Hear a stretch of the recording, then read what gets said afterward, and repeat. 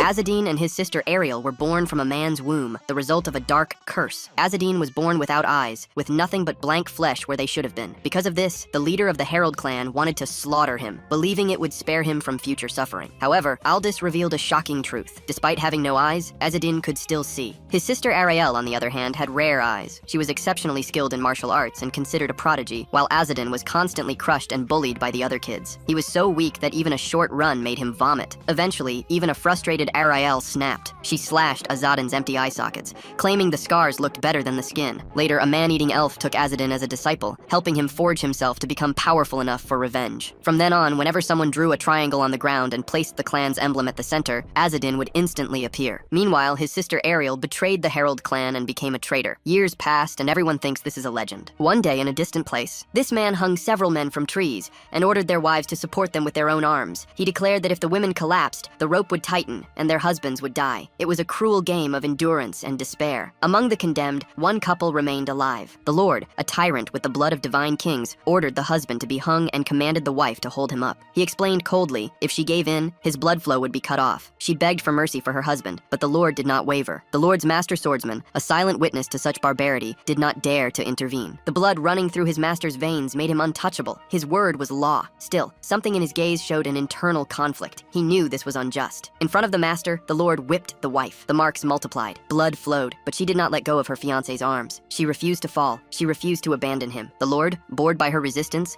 decided to leave her there to faint on her own. By dusk, fate was sealed for almost everyone. The other women fell from thirst and exhaustion, dragging their husbands to their deaths. But that wife still resisted. Her arms trembled. Her eyes no longer blinked, but she did not yield. He begged her to flee. She refused. In a final act of hope, the woman used a gold coin she had hidden in her clothes, drew a triangle on the ground, and placed the coin in the center, an ancient symbol to make a contract with the herald of the heretic clan, elite assassins rumored to be able to kill even nobles with the blood of gods. Many called it a legend. They, however, had nothing else left. In the dead of night, the Lord's master returned. He brought water and said there was no longer any reason to continue, that she should flee while she still could. But as soon as she drank, she rose again and returned to her post. She held her husband as if no time had passed. She then asked, "What is your name? I will tell the herald to spare your life when he arrives." The master, with clenched fists and a heavy heart, left and said he did not believe in that legend. If the Lord knew he was helping the girl, his death would be certain. The contract takes 3 days. They waited. On the third night, finally, she collapsed. Her arms let go. Her body fell, lifeless. She died on her feet but refused to fall. Only when the wind blew did her body rest upon the ground. The master found her like that, motionless, but with an expression that was not one of suffering. And it was exactly then, when all seemed lost, that a man appeared. The legend was real, and Xebec felt his presence almost like a ghost's. He warned he would cut the night down if he moved, and that he should not turn around. Xebec asked if the newcomer was a herald. The man confirmed it, then questioned if Xebec was a knight, or intended to help. The knight introduced himself as Xebec, from the king's church. The herald explained he had only asked as a precaution, then inquired if Xebec was a contractor or not. "If a holy knight of the church wants to make a contract, that would be an interesting sight for me," he commented. Xebec, however, felt the herald was trying to humiliate him and grew irritated. Yet, the herald understood the deceased girl was his contractor. But since she had died, he had merely gained a gold coin without doing anything. He asked Xebec what was happening. Xebec replied that if the herald sheathed his sword and stepped back, he might go against his honor and tell him everything. At that moment, the masked herald sheathed his sword and retreated a considerable distance. The knight found the herald's presence so strange, almost ghostly. The herald was confident he would not be easily attacked, nor did he expect an ambush. The herald knew that if Xebec was a holy knight of the church, then courage was something he must possess. Xebec asks if the herald is a mage. The herald replies that everyone in his clan is, except for him. Then Xebec challenges him, asking if everything he'd done wasn't magic. The herald explains it's hard to distinguish a superhuman's physical abilities from magic. Xebec doesn't understand what the herald means, and asks for his name and herald rank. However, the herald hesitates to reveal his name and remains silent. The knight, Xebec of the king's church, states his name again, hoping to earn the man's trust. In that moment, the herald introduces himself as Azadine of the 108 Spirits, the Emperor's herald. The 108 Spirits are considered the lowest rank in the Herald clan. Yet, everything Azadin has shown so far screams that he's anything but ordinary. Azadin states that, as promised, he wants Xebec to tell him what happened there. As the knight recounts the grim events, the contract solidifies, and the very air around them shifts. An owl lands on Herald Azadin's shoulder and speaks, "Even though I had the answer to the request, your contractor died. So, I earned a gold coin without doing anything." The owl's words shock the holy knight. Azadin, meanwhile, was already gearing up for his next mission. However, before the herald left, the knight called him. He argued, "Even with the contractor's death, you can't just take the reward and leave." The herald replied, "My master would suffer if the request were completed." Xebec, enraged, declared to the soulless profane that he wouldn't allow it. He drew his sword, vowing to strike him down. The herald retorted, "You'd hurt someone with a sword that stays silent in the face of injustice?" this? The knight flinched at the herald's words. That's sad. The comment struck him with a morbid chill. He asked, are you angry with someone? Is it me? Or are you angry with yourself for turning your back on so much injustice? This deeply infuriated the holy knight, who demanded, what do you know? Azadin then asked, do you know about the constellations? Their names? The myths that surround them? The knight questioned, why bring that up now? What answer do you expect from me? Azadin explained that humans can see the same thing, but feel different things. For some, a constellation might seem like the protagonist of a myth, while for others it might mean nothing more than a pale, trembling light in the darkness. Similarly, your perception of this devastation might be vastly different from other soldiers who simply don't see the injustice. Knight Zebek, however, insisted it was no different for him. He confessed that he had been powerless to stop such horrors. As a knight of the church, he was sworn to revere those who protected the divine lineage. Herald Azadin declared, I don't want to fight you, holy knight. After all, if you feel pity for the girl, then your sword isn't my enemy. In that instant, Azadin's sword flashed, severing the rope binding the man to the tree. Then he asked, is there a shovel nearby? It seemed he wanted to bury the two bodies with some dignity. When Azadin declared he would give them a proper funeral, the knight was utterly stunned. Kazul, however, wanted the bodies to be hung from trees and turn into undead later. A scene like that would serve to reaffirm his power. Thus, burying the dead was a direct defiance of Kazul's will. The herald declared that a shovel wasn't needed and began digging with his bare hands. Just then, the holy knight reached for his sheathed sword, plunging it into the ground. The blindfolded herald was impressed. Instead of attacking, the knight began digging too. Time passed as the two men dug graves for the husband and wife. Azadin began a prayer to the archangel of wisdom, courage, and mercy, asking for pity on the souls of the recently deceased. A man from the herald clan using a prayer from the Order of Saviors was unusual. Azadin explained he admired their ideology. The knight found it absurd to abandon one's birth clan's destiny and serve heresy. The herald retorted, if I don't uphold what I believe is right, my birth would have been meaningless. Zebek asked what Azadin liked about the Order of Saviors. Azadin didn't answer. Instead, he drew a bow and arrow from his waist, gripping it tight. He announced that a significant individual was approaching from a specific direction. This comment shocked the knight, who turned to see several soldiers closing in. The young master, mounted on his horse, appeared and asked, do you like the farmer girl, knight? He added, you could have just told me, knight. She's quite pretty for a commoner from the countryside. He had discovered the holy knight was looking after the girl, and with him came 20 armed soldiers. Even the knight stood no chance against them all. The noble demanded, who is that blindfolded man pointing an arrow at me? Before he could get an answer, the heretic Azadin unleashed an arrow straight at him. The arrow struck a soldier directly in the eye, felling him instantly. Everyone watched in shock at the arrow's precision, hitting a distant soldier amidst the crowd. Instantly, the heretic knocked another arrow and fired it towards the soldiers. The arrow flew with incredible speed, and the soldiers braced themselves, raising their shields for protection. But even with their defenses, one soldier felt a devastating impact, his shield shattering. He immediately screamed in agony, foaming at the mouth and collapsing to the ground, defeated before his comrades. Everyone was utterly shocked. No shield could withstand that arrow. Zebek was stunned, for the arrow had pierced the shield and moved like a serpent. Returning to the earlier question about what he liked in the Order of Saviors, Azadin declared, I believe a person's worth is determined by their beliefs and actions, not by their birth. Someone born with the blood of the divine king who seeks to massacre the people cannot be called noble. Then, he aimed an arrow directly at the young master, who reeled in shock and cursed the soulless heretic. He screamed at Zebek, the order is to eliminate the soulless heretic. At that moment, the masked man leaped incredibly high, soaring above everyone. He aimed his arrow at the soldiers, who recoiled in fear at his presence. In an instant, he released the arrow, felling another soldier with a precise shot. Next, he knocked 2 more arrows and unleashed them, taking down more knights. As he began to descend from his leap, soldiers tried to impale him with their spears. One soldier thrust a spear, and the heretic landed his feet squarely on it. Then, he launched himself into another leap, spinning in mid-air. Mid-spin, he loosed 3 more arrows, striking soldiers directly in the face, eliminating them with ease. One arrow grazed the young master, leaving him utterly stunned. His goal wasn't to kill the young master, but to incapacitate him permanently. He continued to dispatch the man's soldiers as if they were nothing. Then, the noble demanded, who are you? The heretic replied, my name is Azadin. He appeared right behind the noble as he declared himself a herald. At that moment, all the soldiers were aghast that he was a soulless heretic. As he prepared another shot,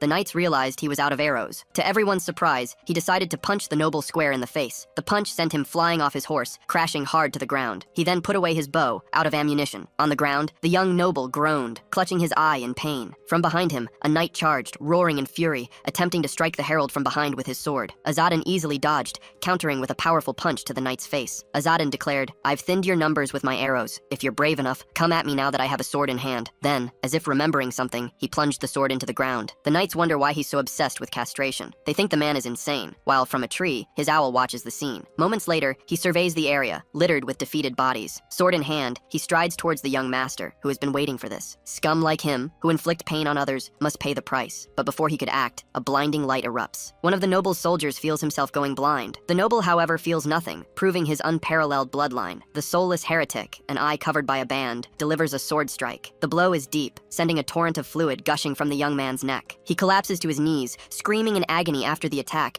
demanding to know what the herald is doing to him since he's still alive. Noticing the noble's confusion, the herald asks if he truly didn't understand what just happened. The herald grabs the noble by his hair, and the noble offers everything he has, claiming to belong to the sacred Yaegas family. Unfortunately for the noble, Azadun is merely a slayer of sanctities, a herald. Azadun rejects all his offers, as Zebek watches the scene from afar. At that moment, the young master begins to cry out for the Holy Knight's help. The knight, however, claims he cannot see the scene and makes no move to aid his master. Immediately, the noble starts cursing him, reiterating his sacred bloodline and demanding to be saved. The fact that he committed wrongs against commoners shouldn't be a reason for the knight not to save him. In truth, the herald believes he will continue to live with great vigor. He deems this attitude correct and declares that he must live positively. As he picks up a small knife, he tells the noble he'll need to live with positivity. He then begins to punish the young master, who screams in acute pain. His bloodshot eyes reveal his agony as he screams incessantly. Even without a contractor, the herald believes he acted with care and that the emperor's law was enforced. Hearing this, the young noble collapses to the ground, defeated and powerless. At that moment, the holy knight draws his sword from its sheath. He declares that, as a member of the king's church, he cannot allow the herald to speak of the emperor's law and walk away unscathed. It doesn't matter if his actions were just. What he did was heresy. Then, gripping his sword, Azadun says the knight isn't like the others in the church. The knight demands how Azadun dares to insult him, growing enraged. But the herald replies that, in fact, it was a compliment. The others are nothing but scoundrels, forcibly exiled from their homes over inheritance disputes. Then, the heretic asks if the holy knight can keep up with him. Leaving Zebek bewildered, he says they will meet again, should fate allow it. In that instant, he vanishes into the shadows like a ghost. Only the fallen noble's body and the lone knight remain on the battlefield. No one had ever managed to eliminate Azadun from the herald clan,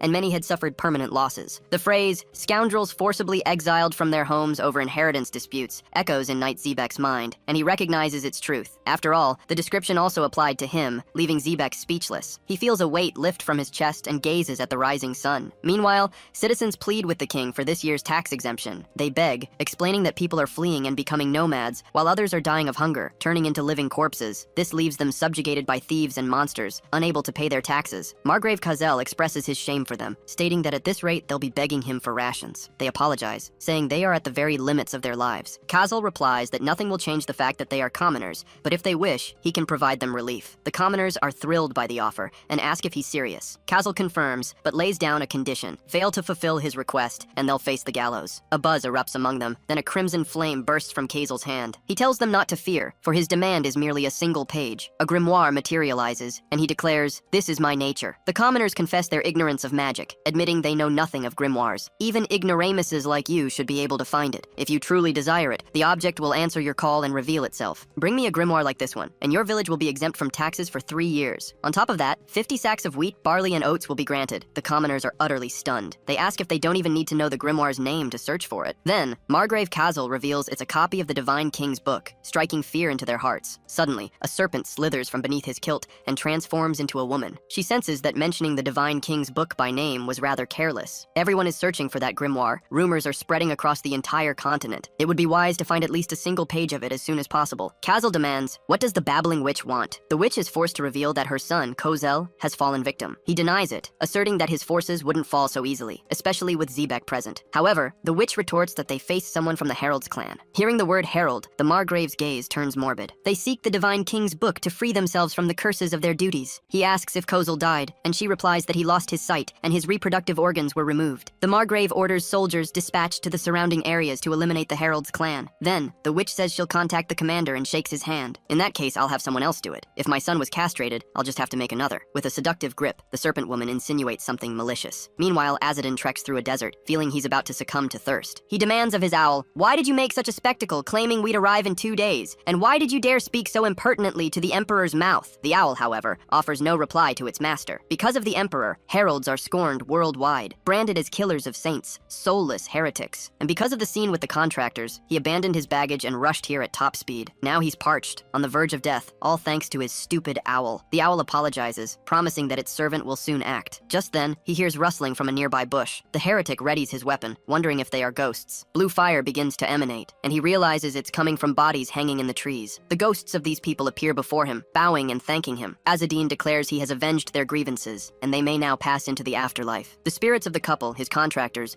point to a well nearby. He instantly realizes they led him to water. He approaches the well, pulls the rope to retrieve the bucket, eager for a drink. But as he grabs the bucket, he spots something strange, a page from the Divine King's grimoire. The herald Herald clan was originally a race known as the Aragasa. They crossed a massive typhoon from another continent and landed in Wibris. The 8 divine kings of the Yaigas family ruled Wibris, each holding a throne. Yet, throughout this era, one person monopolized all 8 thrones. The other 7 sacred kings, his own brothers, were subjugated by Emperor Yaislat. The emperor sought to eliminate all remnants of the vanquished sacred kings. Meanwhile, the Aragasa, being foreigners, needed a place to settle. Yaislat offered them the grimoire, Song of the Yellow Bird, and a spirit called the Emperor's Voice. In return, these foreigners signed a contract with the emperor, becoming his heralds. Thus, the Aragasa's hands were unjustly stained with the blood of God. A herald became the emperor's sword, agent, and executioner. He executed wicked nobles who defied the emperor's laws. For Wibris, a land that believed in the afterlife and the cycle of eternal life, this was the most heinous transgression imaginable. Consequently, Emperor Yaislat died, and the empire fractured back into 8 kingdoms. The Aragasa became despised, and the heralds crumbled, branded as soulless. They faced an unexpected problem. The contract with the emperor was still active. Even after his death, they were bound to serve as the emperor's heralds forever. Azadin finds a page from the Divine King's book, the very source of the emperor's power. He thanks the spirits, telling them they can finally rest in peace. If he can collect these pages, he believes he can escape the curse of duty. The owl chimes in, "It's rude to call it a curse. It's an honorable duty, born from a contract." It continues, "The fact that this fell into your hands is strange. Fate isn't playing games." The owl notes he doesn't seem happy, even though this is what all heralds desire. The first step, fulfill the service contract duties and collect 100,000 coins. Next, he must acquire the Divine King's book. If he succeeds, he will escape the curse of duty. Azadin acknowledges this is every herald's ultimate goal. However,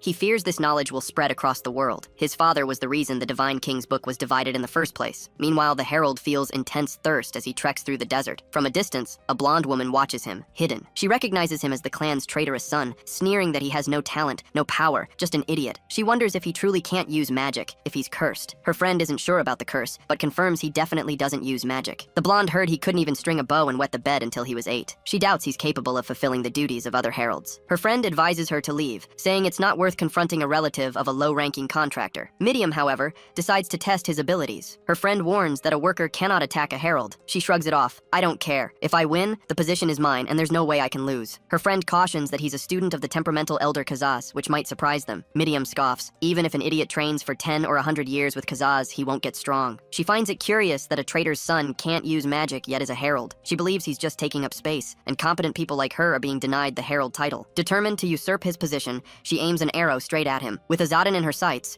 the girl unleashes her arrow. His back to the incoming projectile, the herald senses the attack. After firing, Midiam hides, not waiting to see the outcome. But when she peeks out, she's utterly shocked by the sight. A rock, flying back at her, slams into her forehead, injuring the girl. Her friend gasps in shock as Azadin leaps onto the rock, positioning himself in front of both of them. Facing the girl, he demanded to know if she was the one who shot the arrow at him. Lying, the woman claimed it was just a greeting. She hadn't sensed his presence and wondered when he'd climbed onto the rock in front of her. She noticed he'd already collected the arrows she fired and placed them in his quiver. Azadin then asked for their names. She introduced herself as Midiam of Ether and the boy as Ishmael. She explained they were assistants, sent to help him, but Azadin found it odd. "You came to help me by shooting arrows?" he scoffed. Midiam replied that his quiver was empty, and she simply wanted to give him her arrows. "That's the best kind of assistance," she added. Azadin, however, suspected Midiam was just bored in the sacred land and wanted to be his helper. He then told the children to go home. This infuriated Midiam. She hated being called a child. She declared herself to be of the Ether bloodline and demanded more respect. The herald, however, stated that bloodlines meant nothing to his clan. If they wanted to work for him, they'd be his subordinates, plain and simple. Still, he couldn't just ignore that they'd shot arrows at him. He considered teaching them a harsh lesson, showing them the consequences of such actions outside the sacred land. Midiam found him completely unlike the rumors. He certainly didn't seem like someone who suffered bullying. He demanded Midiam apologize for her rudeness. If she wanted anything from him, she would show respect. He pressed, "Will you do it as a friend or as a member of the Aragasa clan?" Trapped, the girl apologized for her insolence to Herald Azadin, declaring she would do it as an Aragasa. Our hero accepted her apology, then warned her not to shoot anyone with her arrows again. He explained that outside the sacred land,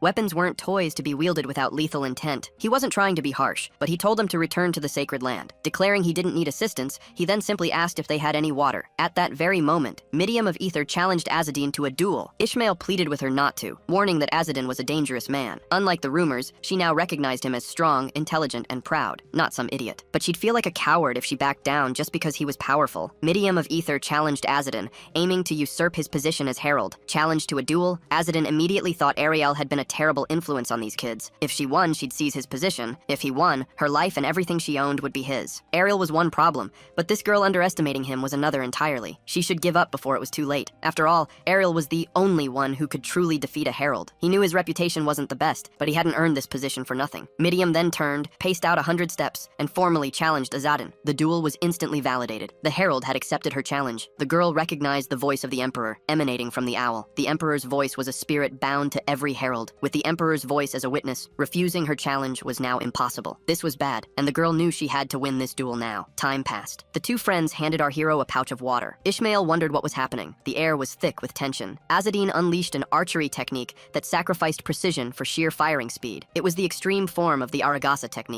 and he used it to unleash a storm of arrows at the girl. She conjured a magical barrier to shield herself from his barrage, but there were too many arrows, all too fast. One of them grazed her. She'd thought he couldn't use magic, yet somehow he'd invoked the beauty of the yellow crane. He had clearly won the duel, now drinking water and resting. But how? At one point, she had charged him with her sword, dodging his attacks. Her prediction was spot on. She thought she'd land a decisive blow when he emerged from behind a rock. Yet, as she unleashed a spinning slash with her sword and struck his arm, the herald's body began to dissolve like a mirage. Ishmael warned Midiam he was attacking from behind. Immediately, our hero unleashed a sword strike, and Midiam conjured a magic shield just in time. However, the herald used his own arm to swat hers away, creating an opening. He wound up for a punch to a vulnerable spot on her stomach, declaring the fight over. Shocked, the girl took a powerful blow that sent her flying into a rock. Her friend, terrified, began to cry and scream her name. A traitor's kin had just defeated the daughter of a noble lineage. Her best friend found this unacceptable and charged at the herald, cursing him. The herald merely announced her fate was sealed, showing no reaction to Ishmael's words. Midiam challenged the herald's position and lost. Now, her fate rested in Azadin's hands. Because of his interference in the duel, Ishmael would also become the herald's property, along with her. Both began to cry, furious at losing the duel. Midiam, however, didn't take it well and tried to grab a dagger to end her own life. But the soulless heretic stopped her, flung the knife away, and revealed he'd expected such an act. Her best friend went to comfort her after she collapsed to her knees, weeping. Our heretic stated that having lost the duel, the woman had no right to die. "You can only leave this life when I leave it, or when I wish you gone." She had truly challenged him to a duel without knowing this, and he found her far too naive. He figured that was enough of a lesson, and for that reason, he would free them both. The friends were stunned to receive the herald's pardon. He decided to pretend this duel never happened,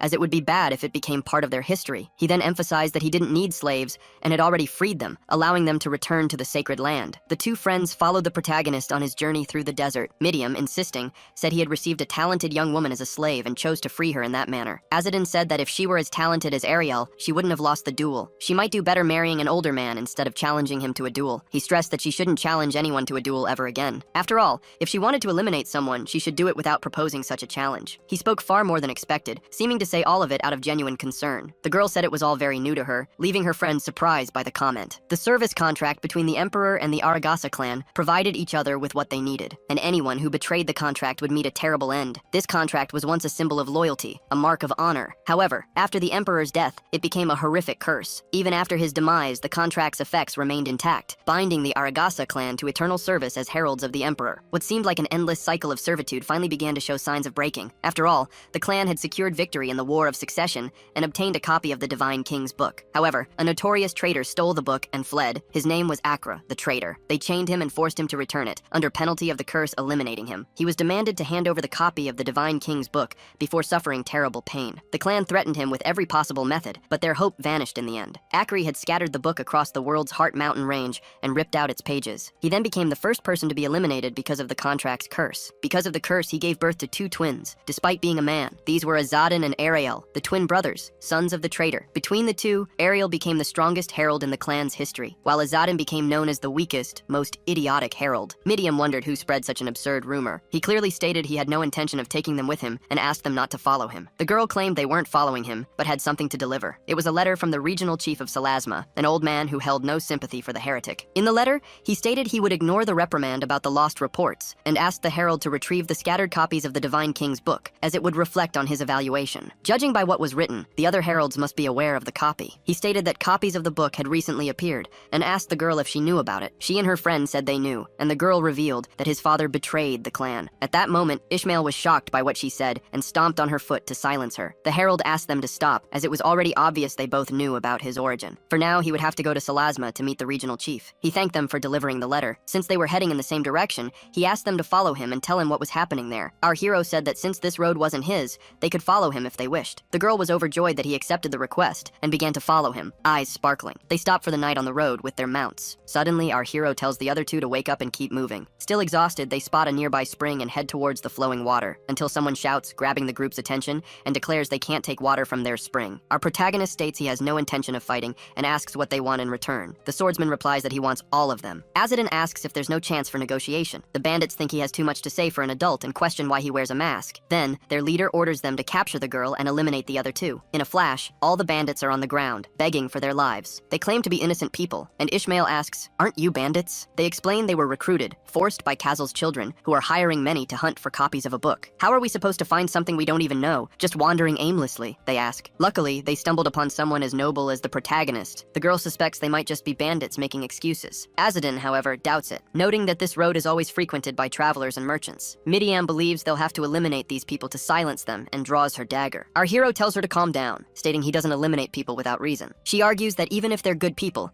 there's a chance they'll expose their tracks if left alive. Azadin believes they shouldn't eliminate them for convenience, as everyone deserves a second chance. The bandits insist that human lives are important and praise his nobility. They start flattering him, saying he'll be blessed for his mercy. To their surprise, our hero orders them to shut up right then. The bandits hadn't expected to see someone from the Herald clan there. One of them then notices that a clean punch had shattered one of their comrades' eyes. At that moment, he delivers a powerful punch to the face of the bandit who ambushed him. He warns them not to move, or their faces will explode. The bandits are shocked. He had promised to spare them. Our protagonist clarifies he will spare them, but only after inflicting permanent damage, ensuring they can't harm others, even if they don't regret their actions now. His two companions agree with this approach. Meanwhile, from a treetop, the owl watches him inflict permanent damage on the gang. Finally, they limp away, in great pain, struggling to walk and seething with anger at the Herald, vowing revenge if they ever meet him again. But at that very moment, a giant orc-like monster easily eliminated one of the bandits. The monster crushed the man like a toy and shattered him into pieces. Next, it grabbed another, treating him like an object and calling him food. After devouring one, it snatched the others, declaring they'd be its meal for later. Besides the orc, armed goblins walked alongside the giant monster. Grabbing one of them in its hand, the orc declared it belonged to him and stashed it in a basket on its back. Meanwhile, the goblins feasted on the other humans. The monstrous giant orc spotted a human village with a large, sturdy fortress. It began heading that way, knowing there would be plenty of meat for him and his monster horde. The group continued their journey down the road, mounted on their animals. At first, the herald thought he was going easy and was surprised by Azadin's attitude. Midiam didn't think the strategy was bad, at least until they recovered all the weapons. The herald found it hard to understand others without having been in their shoes. Losing an eye brought consequences greater than anyone could imagine. Those who once terrorized others with their attacks now found themselves living a nightmare. It was a good opportunity for them to redeem themselves for their wicked actions. Ishmael understood that the heretic had given them a chance at redemption. He spared their lives and offered them a chance to purify their own souls. However, that conversation was gnawing at our protagonist. He'd overheard that Margrave Kazel was hunting for a copy of the Divine King's book. Ishmael explained that Kazel had lost his succession and might want the book and its magic to climb the ranks. A political figure desperate for power was dangerous in the heretic's eyes. Our hero would have to remove his mask, which revealed him as a herald. They needed to be careful until they were out of Margrave Kazel's territory. The moment he removed his mask, his two friends stared in utter shock. Jaws dropped. They saw he had no eyes. He quickly disguised himself, pulling clothes over his own. They asked how he managed to do things without any difficulty, even without eyes. Azadin didn't know either. He'd been able to see without seeing since birth. He noticed the girl wanted to say something but couldn't. He urged her to speak. She said he'd look better if she imagined he'd been injured, which annoyed him. She thought he looked handsome, but that after an accident, he'd lost his eyes. That's why she was sure it was better to have those scars and a handsome face than horrible eyes. Her friend warned her that Midian was being incredibly rude. Our hero revealed that the person who caused his injury had said the exact same thing. When asked who it was, he told them it was Rael, his sister. She'd said it was strange for him not to have what should be there, and that at least she could imagine something was there if he had a scar. So she cut his face, claiming he'd look better that way. Because of that, he'd always pretended to be blind and had no problems when he was alone. Midian asked if they needed to pretend he was blind too, and he said it wasn't necessary. Reaching the end of the road, they found the fortress the orc was heading towards. They could see the gates, but the line to enter was massive. This was the village where the Imperial Road began, a perfect starting point for their journey. Our protagonist pretended to be a solitary pilgrim, with the two youths accompanying him. When he declared himself the Eyes of Paidon, Ishmael was stunned. One of the guards asked if things weren't the way the man remembered from his last visit. Then, they stripped the man of his clothes and began seizing his belongings. Midian thought it was practically robbery, and Ishmael mused that things hadn't been this bad before. Our protagonist realized they were searching for something specific among the commoners' belongings. Someone asked if he couldn't see, and Azadin replied, no. The protagonist claimed the two orphans were helping him on his pilgrimage. Seizing the opportunity, he asked an old man what was happening. The old man spoke of rumors circulating about copies of the Divine King's book. These rumors claimed a herald had made copies after stealing the book, and now they were reappearing. Margrave Kazel's wretched men were hunting for those pages right now. 3 white-haired men were behind all this chaos. Our heretic realized there were 2 more losers, just like Kazel. He knew this wasn't good. Dealing with this whole situation would be complicated. One person screamed at a guard, pleading that he needed that money to feed his family, asking why they were taking his cash if they were looking for the Divine King's book. At that moment, the soldier punched the commoner, forcing him to release his arm. As he hit the ground, the soldiers sneered that a grimoire could come in all shapes shapes and sizes, and that money could be a grimoire in disguise. They'd take a look and return it if it wasn't the book. His daughter stepped forward, declaring it was robbery, and they should return her father's money. The soldiers told her it was ugly to talk back to adults and threatened to hit the little girl. Her father shielded her, ordering them to stop, as they were threatening a child with violence. The soldiers then told him to shut up and punched him in the stomach, leaving all the commoners outraged. While a guard ordered the father to teach his daughter manners, Midian was furious at the scene, but our hero remained calm. Next in line, they wondered what to do. The girl wanted to fight, but the protagonist told her to wait. A soldier was talking to another, and both looked surprised. A commotion erupted. People started slamming doors shut and grabbing items. Everyone wondered what was happening and why they were all leaving. Then, an announcement. An ogre had been spotted nearby. Our hero revealed he'd overheard the guard's conversation. He had excellent hearing. Just then, they noticed the soldiers had sealed the gates. The enraged commoners began demanding the guards open the gates so they could enter. Meanwhile, at the guards' military camp, Tarkiev, Kazal's legitimate son, questioned if they were sure about sealing the gates. The soldiers were certain. They'd confirmed no copy of the king's book was there, so they decided to leave with what they'd gathered so far. When asked what to do, Tarkiev ordered them to eliminate the ogre and any other monsters, claiming they'd trained enough to handle such threats. However, the soldiers had only trained with him for a single day, and one of them declared he would command the defense and pleaded for them to let the people in. Tarkiev scoffed that he wasn't a knight and wouldn't be able to do anything. Yet, he was a knight fleeing, and that infuriated his subordinate. Still, he'd leave everything to the knight and now flee in his carriage. As he rode off in the carriage, the knight noticed the ground was trembling. All the commoners wondered where they would go if they'd be devoured by monsters. Terrified, they feared death by ogres and goblins. Looking aside,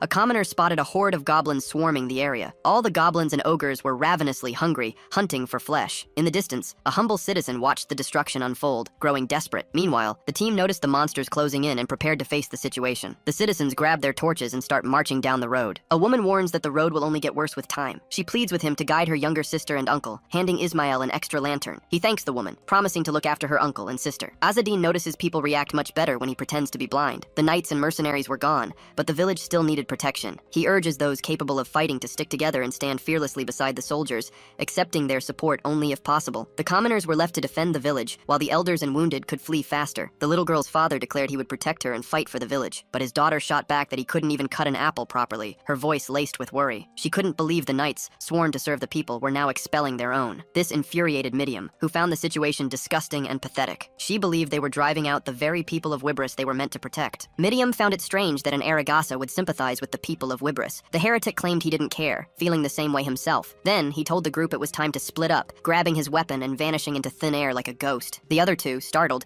yelled for him to wait. Meanwhile, the people of Wibris stood armed and waiting at the gate. One of them, trembling with fear, spoke to his captain, noticing hordes of monsters approaching. From the monstrous horde, a massive ogre introduced himself as Goldu. Invading the area, he shattered everything with his heavy steps. He also displayed the meat stored in his basket, demanding more. He boasted that they were clever ogres, skilled in investment. Noticing a large village teeming with humans, he concluded there was plenty of meat for him and his pack. The ogre leader then began to advance, crushing everything in his path with his heavy steps. The captain then ordered them to open fire, and the archers readied their attacks. Numerous archers unleashed a volley of arrows, soaring towards the monsters. Some struck goblins, but most didn't even graze the massive ogre. A goblin wearing a wolf skull on its head commanded its allies to breach the gates. The goblin swarm surged forward, intent on overwhelming the gates. The captain roared for everyone to defend the city gates and rain arrows down on the approaching monsters. However, many goblins used shields to deflect the arrow volleys. They sprinted at high speed, one of them snatching an axe. At that moment, the ogre seized a massive boulder, spun it on its axis, and hurled it at the city gate, shattering it almost completely. The citizens realized the monsters were on the verge of breaching the city. Desperate, they unleashed more arrows to halt the invasion. Cosette, the father who had been beaten earlier, gripped a bow and arrow. His friend urged him to flee as far as he could. Just then, the masked goblin with a staff hid behind a large rock, preparing a fire spell with his staff. As the spell materialized, he began to grin maliciously, thrilled that the staff had obeyed his command. This revelation made him realize that the Divine King's book was nearby. Interrupting the goblin, our protagonist arrived and stomped on the small creature's head. After the stomp, the giant ogre grabbed another boulder and hurled it, leaving Cosette and her friend utterly shocked by the massive destruction that followed. The ogre chief's throw caused immense damage. However, it didn't eliminate the two archers, as Azadin saved them with his incredible speed, whisking them to safety and declaring he would help defend the city gates. After the captain demanded his identity, the herald replied he was merely an emperor's messenger, just passing through. Everyone was stunned to realize he belonged to the soulless herald clan. At that moment, the protagonist leaped into action, firing arrows at the ogre, striking its single massive eye multiple times. The ogre roared in agony from the blows to its eye. Enraged, it attacked the protagonist wildly, intent on eliminating him and all the other villagers, consumed by its fury. The herald then leaped, landing squarely on the ogre's head, leaving it bewildered. This caused the ogre to stomp on its own goblin companions scattered on the ground. Our hero hero remarked that the ogre was moving surprisingly well. Capitalizing on the ogre's height and his vantage point atop its head, the protagonist unleashed a volley of arrows. From this superior position, he brought down numerous goblins with his relentless barrage. A villager questioned, "Are you truly a slayer of holy beings?" Glancing back, the protagonist spotted the bandits he'd freed earlier, now trapped inside the ogre's basket. The man whose eye Azadin had torn out was alive, his gaze burning with intense hatred. Just then, a goblin appeared, clad in strange clothes and wearing an animal skull on its head. It cackled maniacally, speaking of the Divine King's book. As it spoke of the book, something began to shift within its body, proclaiming it would be the King of Fangs. In that instant, the goblin began to morph into a monstrous, fleshy, colossal form, screaming again that it would be the King of Fangs as its body twisted and grew. Laughing incessantly, the herald wondered what monstrosity was emerging. Upon seeing the enormous red creature with razor-sharp teeth, he knew it would be a pain to deal with. The newly formed creature lunged forward aggressively. Our protagonist leaped from the ogre's head, leaving it disoriented. This left the ogre vulnerable, allowing the terrifying new monster to sink its teeth into it. Goldu roared in immense pain, crying out that he was wounded from the bite. Suddenly, the colossal ogre began to be devoured by the red creature. The creature declared it enjoyed devouring, not being devoured. Moments after its declaration, the ogre was completely consumed and obliterated. Our protagonist watched it all unfold from a distance, as the creature turned its multiple faces to stare back. Cosette and Azadin recognized the monster, Godkin Kurt, the King of Fangs. Behind the newly emerged monster stood the goblin shaman, staff in hand. He then unleashed a spell from his wand. The spell flew true, striking our protagonist squarely in the chest. The protagonist was bewildered. He felt no apparent damage. The goblin shaman then commanded Yaigus' servants to hand over the copy of the Divine King's book, promising that if they obeyed, he would eliminate them swiftly and painlessly. Before he could finish, the protagonist launched an arrow. The goblin saw the arrow hurtling towards him, but it missed. "How dare you!" he roared. Our hero wondered if the light from the staff was pointing to the book's copy. Just then, the King of Fangs conjured a weapon of flesh and lunged at the protagonist. Dodging the attack, he questioned why these monsters were after the book. He weaved through a barrage of attacks from the King of Fangs' weapon. Retreating, he suddenly saw a goblin whose head had melted into a purple goo, the aftermath of a godkin attack. The shaman goblin who summoned it snarled, calling the other goblins insolent. The red creature began to attack even its own goblins, decimating them. At that moment, the herald dodged everything with incredible speed, preparing his weapon. He charged towards Godkin Kurt, sword in hand. Reaching the monster, he unleashed a precise slash. Then, moving at blinding speed, he delivered several more cuts, tearing apart various sections of the King of Fangs with surprising ease. He declared the fangs were too large for the creature's body, and as they crashed to the ground, he noted their shallow roots and inherent weakness. From within the monster, the shaman goblin shrieked that he was the King of Fangs and ordered Azadin to shut up, but the protagonist shot back. "This monster is just a useless copy created by the original King of Fangs." He delivered one final powerful slash with his sword, obliterating the monster. However, a purple slime clung to his steel blade. He noticed that even steel melted from the monster's liquid. The enormous monster, still carrying the shaman goblin, roared that it would obliterate the herald. The protagonist thought he was at a disadvantage, doing all this for nothing in return. The guards yelled, "Fire!" and unleashed a volley of arrows at the King of Fangs. The arrows struck the monstrous flesh being and the goblin who created it. The soldiers decided to aid the herald clan member with their arrows, even knowing they'd face grave charges if the king's church discovered they'd helped a herald. Their captain roared that the king's church had abandoned them, furious at his soldiers for fearing punishment from those who had forsaken them. The cowardly Cosette declared he didn't want to die there and began firing arrows, claiming they were just attacking monsters, not necessarily helping the herald. He pretended he'd go after the herald clan member, after they eliminated the creatures. The other soldiers agreed and also began attacking the monster, aiming at the creatures first with their arrows, only then thinking about the herald. Arrows flew, striking the King of Fangs and the other demonic beings. Azadin thought they should have given him the arrows. He'd resolved the situation. He knew he could launch his own attack now. He grabbed one of the Godkin's fangs, hurled it, and struck the creature dead on, dealing massive damage. After throwing several fangs, he decided it was enough, seeing the devastation he'd caused. Finally, he launched another dozen, further damaging the King of Fangs' copy. Wounded himself, the shaman demanded, "How dare you attack like that?" Our protagonist replied he was just returning his fangs, and the shaman shouldn't be mad. The shaman goblin shrieked that he would become the ultimate King of Fangs, transforming into a superior being. Our hero found it amusing and hurled another fang at Godkin Kurt, declaring him a slayer of sanctities, and implying he'd eliminate a superior being. That last throw was brutal, shattering the false King of Fangs' flesh and obliterating the goblin shaman, whose head was severed by the blow. In his final seconds, the shaman realized the fight was truly over, as the godkin began to fall. With the fight over, the soulless heretic was called out by the soldiers. Our protagonist found their interruption rude. A stray arrow could easily fly. Their leader demanded to know his intentions after eradicating the creatures. Others suspected he was responsible for summoning the monsters. They aimed their bows at him, finding it strange for creatures to appear out of nowhere, and accused him, believing the soulless heretic was to blame. He stared back, silent. One man declared that a swarm of monsters appearing from nowhere was strange. Even stranger, they thought, was a cursed heretic showing up in the fight. Our hero stated he also didn't know why they appeared, and that he had simply fulfilled his duty, as per the Emperor's coin coin he'd received. Azadin lied, claiming one of them had used a coin to make a wish. The leader found it strange that someone would wish upon the gold coin demon. They began to argue amongst themselves, trying to discover who had made the wish to the herald, and a crisis of distrust settled in, questioning if one of them had truly made such a wish. Azadin claimed he had neither the authority nor the ability to reveal who did it. Then he asked if he could pass to the other side, and questioned if they would fight him in the name of the king's church, despite being attacked by the noble's bastard son and abandoned by their own church. An enraged archer protested against their faith being slandered. Mocking them, the herald called them all citizens of faith. Immediately after, he came across the mercenary he had spared earlier. The mercenary wondered if it was truly over. Our hero noticed he had survived and advised him to be kind, for he had received a second chance at life. The man began to weep, overcome with emotion at having survived. Our hero leaped forward at high speed, stopping in front of the guards. They, in turn, aimed arrows at him. However, their leader ordered them not to shoot the man. Azadin collected some of their arrows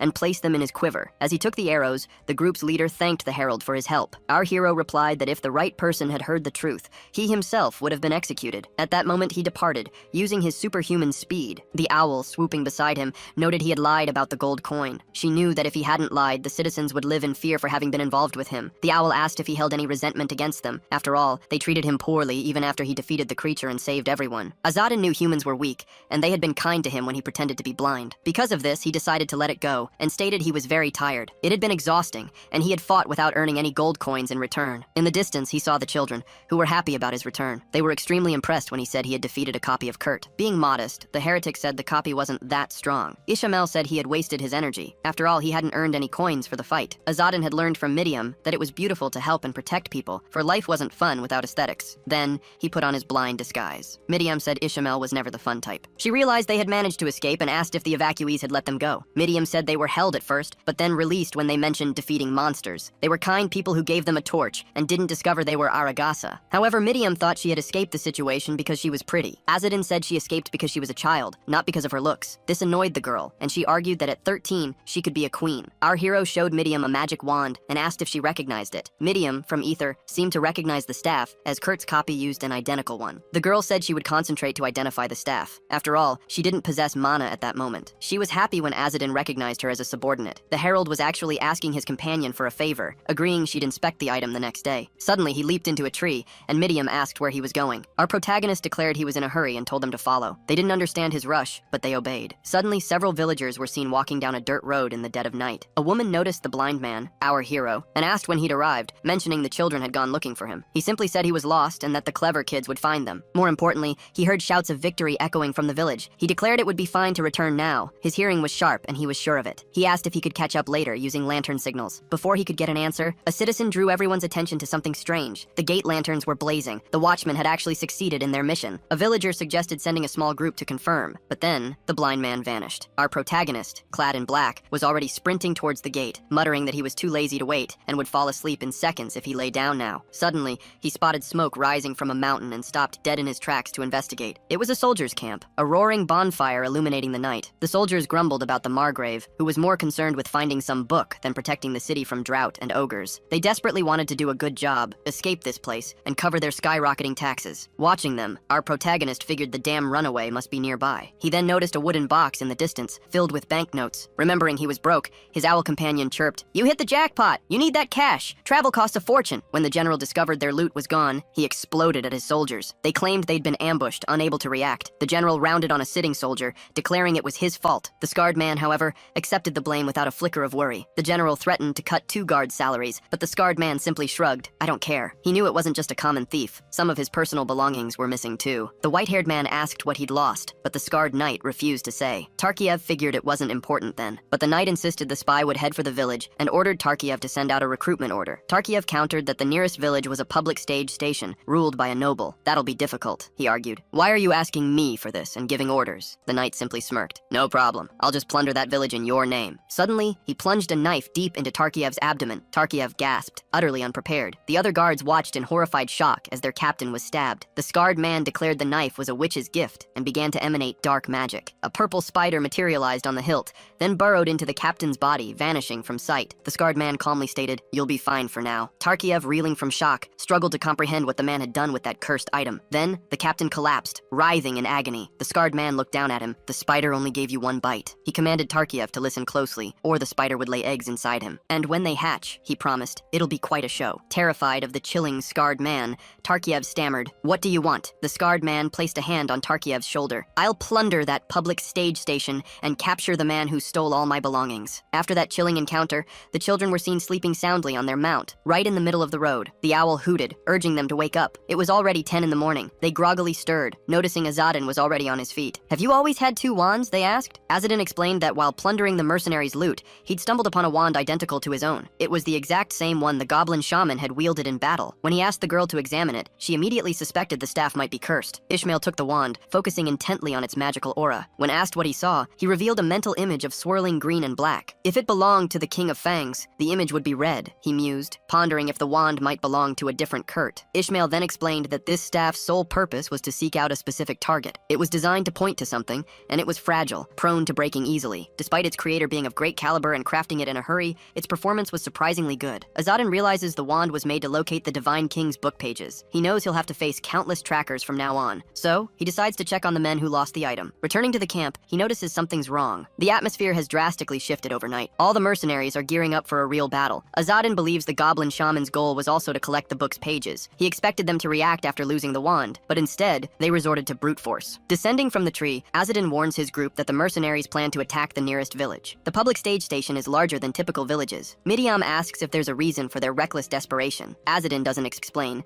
but insists there must be a reason. Using the wand to locate the book's copy, they stumble upon a massive castle. In the late afternoon, many people walk peacefully through the area. A guard allows a blind man into the public stage station. They let blind pilgrims enter for free, even if they're being deceived. The group finds the Coruscant Peddlers Association wagon. They feel like they can finally rest, but Azadin notices something strange amidst it all. In a memory, 3 men talk to a woman about her being the youngest herald. Other children called her a traitor's daughter. She earned the title of the clan's greatest genius, becoming a herald at 3 years old. That's how Ariel was known back then. In her youth, she had to learn the truth behind it all after a broken ankle. Ariel was far more than just a strong person. A blonde man recalled this, murmuring Ariel's name, until something jolted him awake. Not long ago, the Coruscant Peddlers Association, which started as a small merchant group, grew into a recognized major organization within Coruscant. It's actually one of the ghost organizations run by the Herald clan, made up of the Aragasa people. So, all the merchants in the association are Aragasa. Azadin wished they could be discreet that day, but the children drew attention. 3 men recognize him as Azadin, the 108th spirit who spent months pretending to be a herald. They notice he already has subordinates, even after only 3 months of faking being a herald. Azadin explains the children aren't his subordinates, and asks for help changing his mount's horseshoe. The man complies, and Azadin asks to trade an item for money, also requesting special arrows. The man questions, "Aren't you the one who became a herald on Elder Kaza's recommendation, even without basic training or procedures, and being a crybaby?" The man notices Azadin brought many expensive items, and assumes he stole them all. The 2 children get a bad feeling about this. Midiam wants to help Herald Azadin, regardless of his questionable origins. At that moment, the girl tosses a change of clothes into Azadin's hand. As he grabbed the clothes, Azadin told them to cut the jokes, warning he didn't want to hit them. The 2 believed he'd only become one of the 108 spirits by sheer luck, and they weren't about to bow down just because he was the big shot. Our hero suggested they settle their frustration in a duel. Then, he asked if they were afraid of the risks involved in a fight. Midiam scoffed, saying they were certainly good at spouting nonsense. Azadin thought the girl shouldn't talk about duel risks. After all, she'd lost to him. The jerk retorted that the little girl was only saying that because the blind man couldn't even take a punch. Suddenly, the girl leaped, making the ground tremble, landing behind the man and pressing a knife to his throat. The man demanded to know what the little miss was doing, and she threatened him right there. She declared herself a descendant of Ether, and warned him she wouldn't tolerate sarcastic remarks. She told him to prove with actions that he disliked the Herald Azadin, challenging him to step forward. She continued, stating he'd been expelled from his duties and now looked down on heralds. Just then, guards began to approach, drawn by the commotion. A blond man with blue eyes remarked that things had gotten messy. This man recognized Azadin, noting it had been a long time since they last met. He then asked the girl's name, and she introduced herself as Midiam of Ether. He introduced himself as Derek Savan, and apologized on behalf of his friend, gently asking her to get off him, stating he didn't want his clanmate eliminated. Midiam released him and returned to stand beside the herald and her best friend. The man who had been threatened was furious, his blood having been spilled. Derek ordered Pito and Kosarak to devote themselves to their duties, then invited Azadin to take a bath and join him for dinner to talk. Our protagonist didn't quite understand the man's request, but accepted it nonetheless. After a long time without bathing, the soulless heretic felt utterly refreshed. Ishmael asked why he'd been idle, and why Ariel was revered while he wasn't. He'd heard that those who challenged her or made comments were forced to pay a price. Azadin explained that Ariel had her own way of handling certain situations. Ishmael found our hero to be a strange individual. For that reason, he wanted to convince Midiam to get away from him as soon as possible. Otherwise, more strange people like him would appear. After his bath, the protagonist went to dinner with Derek, and the meal looked delicious. Derek asked if he'd heard anything specific about Ariel, and the heretic replied, no. When asked if he cared about his sister, he said it wasn't necessary as she was strong. Derek found it unbelievable that Azadin had come all this way, just to attack the association members. Ignoring the comment, the protagonist reached for an apple, but the man stopped him. He insisted Azadin should start reporting his results now. Our soulless hero stated he was doing his job correctly and collecting gold coins. Derek pressed him about attacking other merchant associations and keeping them in check. Azadin brushed him off and showed the man a magic staff. He explained that the bishops of Kurt used it to find copies of the Divine King's book. Ether's daughter had delivered the regional chief's letter, which was why she'd been summoned. Derek said Azadin was the only one who didn't know, as he didn't send letters to the regional chief. His old friend thought the staff was a good contribution, but the book copy would be even better. Then, suddenly, the protagonist declared he had brought the copy, leaving his colleague in complete shock. Finally, he grabbed the apple and remarked that the other heralds had returned empty-handed. Derek seized the soulless heretic's hand and demanded he hand over the book copy. Everyone was gathered outside peacefully, until a scream shattered the calm. From inside the cabin,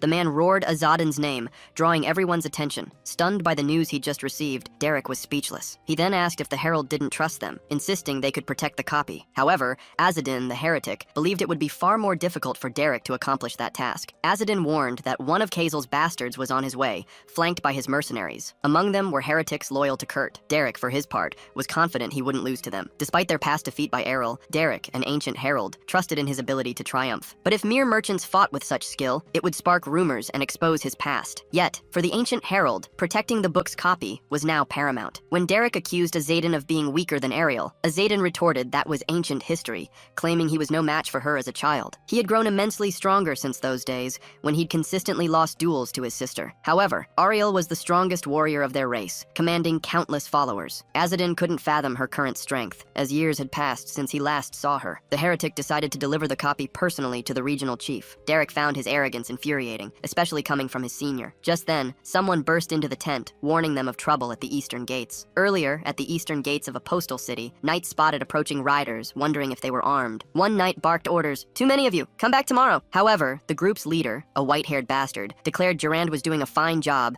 and ordered a bag of money brought forth as a token of gratitude for his efforts. Tarkiev, a knight, felt a knot in his gut. He was a knight, bound by duty. He tried to bluff. "If this goes south, we'll all end up as priests in the king's church." In that instant, the knight guarding the gates was cut down by the scar-faced mercenary. The brutal strike dropped the man instantly, leaving even the king's bastard stunned by the absurd scene. The bastard claimed he hadn't wanted the knight to die. The scar-faced mercenary then sneered at his young master. "You should be happy, lord. A raid isn't fun unless we get our hands dirty." Tarkiev cursed the mercenary for complicating things. There were 3 gates to breach, but the scar-faced mercenary paid him no mind, gazing at his hand instead. His palm was riddled with holes, tiny spiders scuttling in and out. Then, with a chilling breath, he blew the spiders. They swarmed towards the guards, who screamed in terror. Their screams intensified as the arachnids burrowed into their skin, forming grotesque blisters and unleashing agonizing pain upon them all. Even the king's bastard recoiled in utter horror at the gruesome spectacle. To their surprise, the guards, infected by the spiders, felt immense power surge within them. Tarkiev realized the mercenary was a curt heretic. The mercenary flashed an evil grin. After all, it took the bastard long enough to figure it out. He declared that he and the young master should work together, help each other. Once he got his hands on the Divine King's book, the bastard could finally have his revenge. At that moment, the mercenary activated the spiders lurking inside the bastard's belly. The bastard collapsed, writhing in agony as the spiders began to move. He had little choice but to cooperate with the heretic mercenary. The guards, now under his spider spell, received their orders. No one was to leave the village from this moment on. Next, he commanded them to get the rat, and the guards sprinted off in a frenzy. The town's youth began to wonder what was happening, realizing the guards were blocking everyone from leaving the village. When they questioned it, the guards simply stated they wouldn't let anyone pass. The citizens retorted that they had no right to stop them. An enraged citizen yelled, "Get out of my way! I'm leaving!" calling them mercenaries. In that instant, the mercenary grabbed the citizen's face with terrifying ease, as if he were nothing. Lifting the innocent man into the air, he declared, "Neither you nor anyone else will leave this village." The mercenaries, now with glowing green enchanted eyes,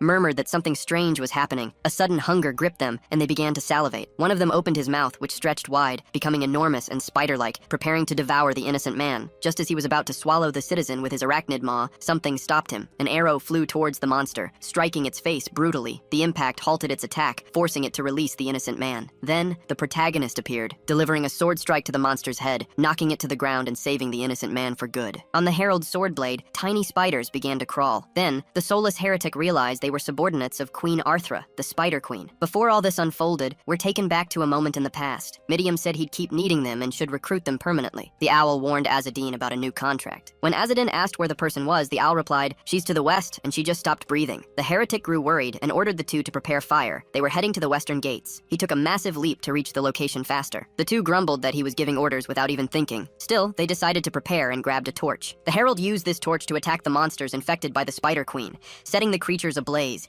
easily eliminating them with fire. Our hero seemed a bit weary from the fight and ordered them to burn the others too. He asked the two about food and water, and they said they'd brought everything they could. Ismail asked if they should bring the goats too, but Midiam cut him off, seeking the herald's approval, wanting to know if they'd been useful. Meanwhile, the villagers began to rush towards the protagonist, who had just eliminated the monster with his spear. Midiam shouted, asking if the herald had defeated the monsters. However, he replied that it was just the beginning and told them to enter the tent for food. Midiam then asked if he knew how many people were starving right now. Suddenly, the girl screams as the monster rises behind him. Deciding to try something new, he conjures a type of magic in his hands. He slams his palm into the monster's belly. The blow is massive, sending the creature reeling. As the creature crashes to the ground, shedding countless spiders, the protagonist draws his sword, charging the monster. Its appearance grows increasingly arachnid, with a spider's maw, multiple eyes, and insect fangs. The creature lunges with its fangs, but our hero dodges, sprinting away. The herald finds it strange that the creature never seems to be defeated, even after countless blows. The being should have been knocked out long ago, considering the palm strike and sword slashes he'd delivered, not to mention the incessant mutations the creature undergoes. Its arachnid features are rapidly intensifying, making it look more and more like a spider. At this rate, he won't reach the new contractor's location. So he aggressively hurls his spear,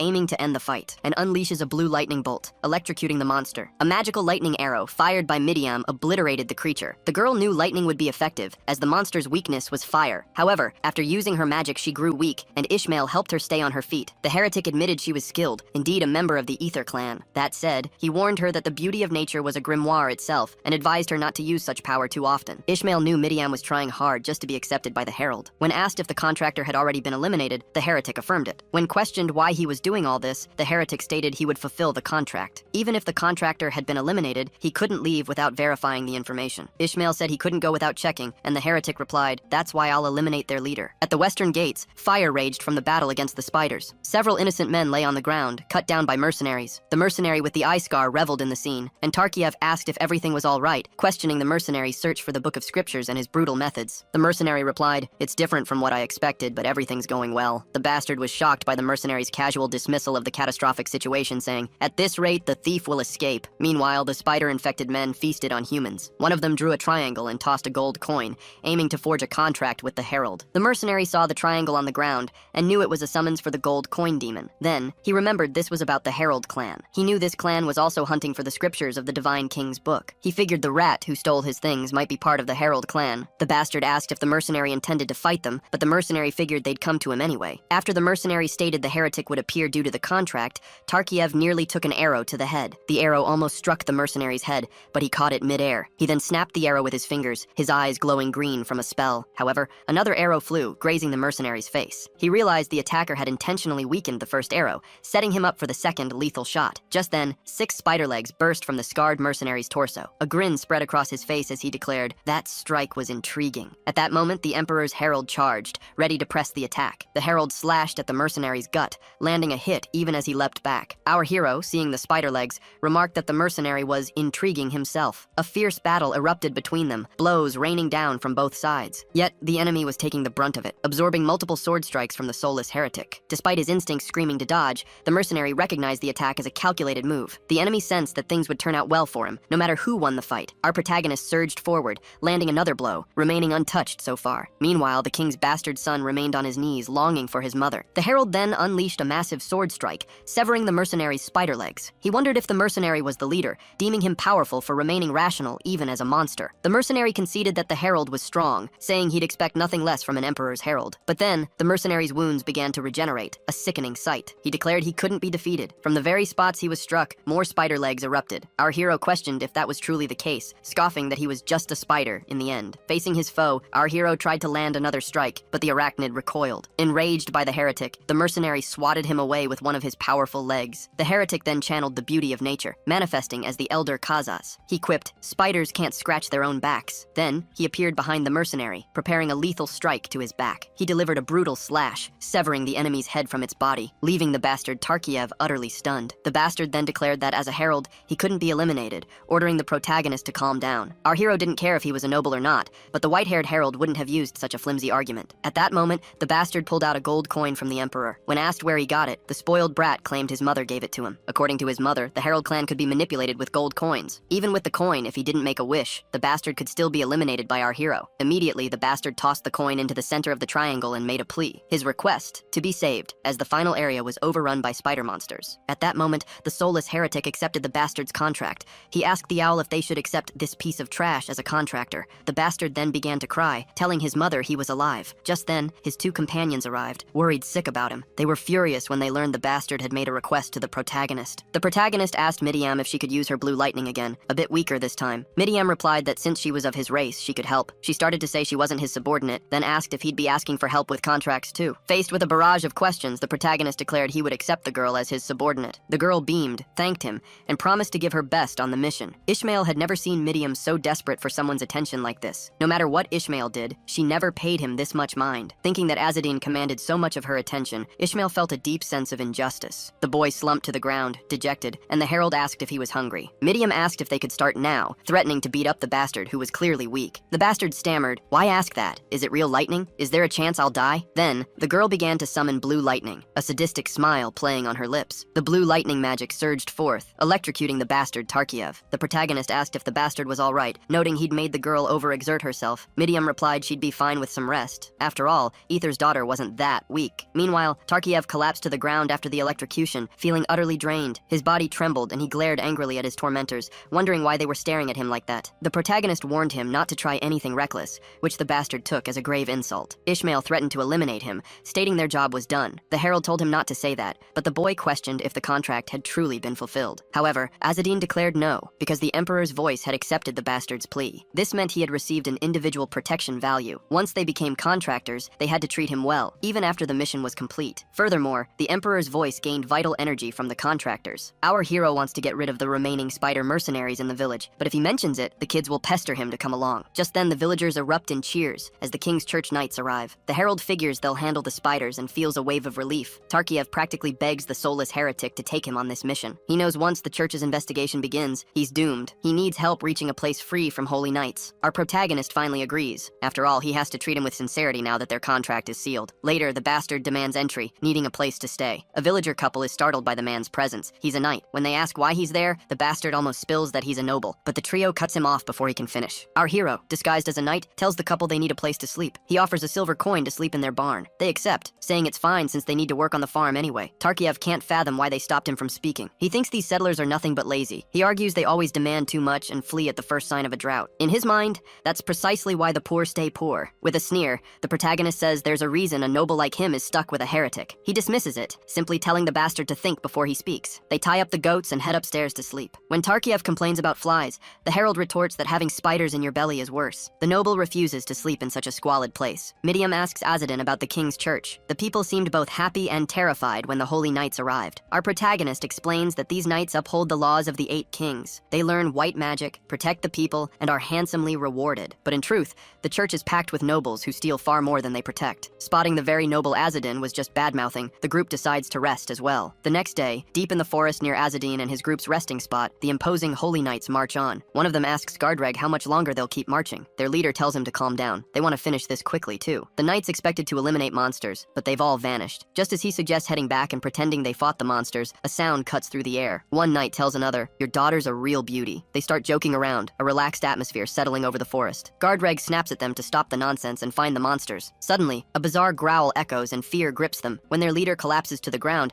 the knights ask if he's all right. They hear a bizarre sound and look behind the bushes, encountering a red-eyed wyvern. Overwhelming fear grips everyone as the creature stares down the holy knights. In shock, they draw their bows, attempting to fire arrows at the monster. Gardreg tries to stop their impulsive action, but his men ignore him and shoot the wyvern, which doesn't even flinch. Enraged, the wyvern takes flight, swooping away and leaving them stunned as it vanishes into the sky, far from the church knights. The chief knight realizes it was a young wyvern and concludes that the adults must be nearby. Continuing down the dirt road, they find a farm. Gardreg is stunned by the sight of a wounded man in his wife's arms. Surprisingly and suddenly, he orders his men to eliminate them both, convinced they summoned the wyvern and are therefore heretics. He declares there's no other option if they want to avoid greater punishment. The woman, in tears, is terrified as she sees the knights approaching. approaching. Her eyes turn black with yellow pupils, moments before the soldiers strike. Swords drawn, the knights are about to execute the couple. As all this unfolds, the Emperor's voice awakens our hero, who grumbles that it hasn't even been 2 hours since he fell asleep. The owl announces that duty calls Spirit 108, Azadin. Only those who answer the call of justice deserve to be heralds. Our hero remarks to the owl that few act that way. Suddenly, someone bursts into the barn, screaming desperately. Our hero leaps with agility, appearing before the child to ask what happened. The small child, in tears, recounts that his father was eliminated by the knights. Azadin observes the horrific scene of lifeless bodies on the ground. The knights are coldly executing citizens. Their chief asks if they found the boy. However, another soldier reports that the little boy is gone. They believe he should have accepted his fate and died with his parents, because now he's making things difficult. They comment that it's the only way. After all, anyone who eliminates an innocent citizen must be executed. A knight might be pardoned, but considering the kind of person Bishop Salasma is, it's unclear if he'll accept, even if the person repents their sins. Furthermore, it's rare for any knight to return from a penance mission. Most become thieves or end up dying in the streets. He can't afford to hesitate now, or Maya's funeral will be in vain. Gardreg grew up facing countless hardships because he was born a bastard. That's why he knows he must act decisively, as a father would for his child. He orders them to find and eliminate more people who must be hiding there,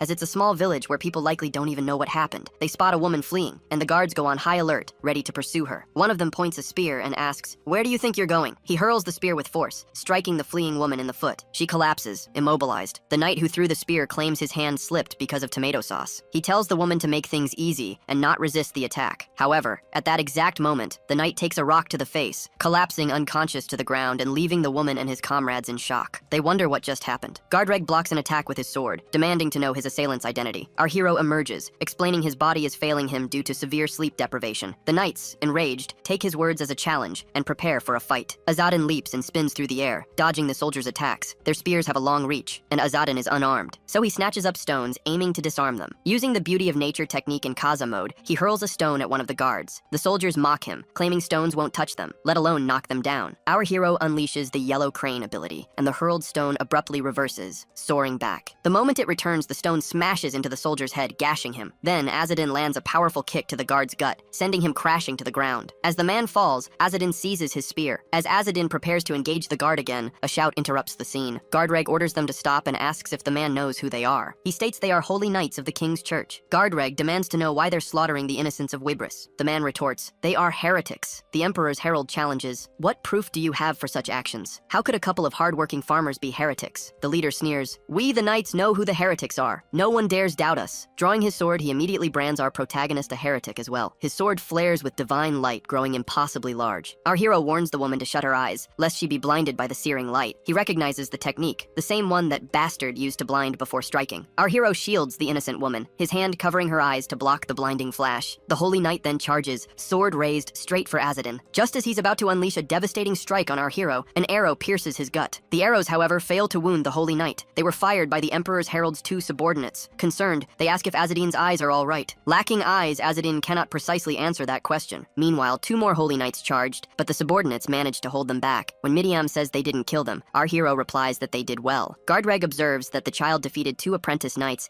and wields a powerful bow. Realizing they belong to the herald's clan, he questions their loyalty to the Emperor. The knight leader concludes that the farmers were heretics because of this. Azadin realizes they've been indiscriminately slaughtering people, blind to the truth. He knows, from the size of the spear, they came to hunt, not to execute. They accidentally killed someone while gathering herbs in the forest and panicked. The entire massacre, then, was a desperate attempt to silence witnesses to their reckless blunder. Hearing all this, the holy knight seethes with rage and snarls, "Silence, heretic!" Our hero demands they compensate the village and swear an oath to become penitent knights. Disobey him, and he threatens annihilation. But the knight shows no sign of backing down. After all, he now sees Azadin as a high-ranking herald. Grabbing his sword, he starts to conjure powerful magic. He knows that if they capture him, it's all over. He conjures a magic hammer, radiating an intense yellow light. Our protagonist is pleased. He looks like someone of high standing. Gardreg stares at the protagonist, deadly serious, blade in hand. Finally, he unleashes the attack with the giant magic hammer. The holy knight charges the heretic, who before being struck, hurls the spear he'd taken from the guard. The spear collides with the massive magic hammer, but it's useless against it, shattering like paper. This leaves the holy knight stunned, and his companions start to flee, escaping the imminent attack. As she runs, Midiam glances at the holy knight's quiver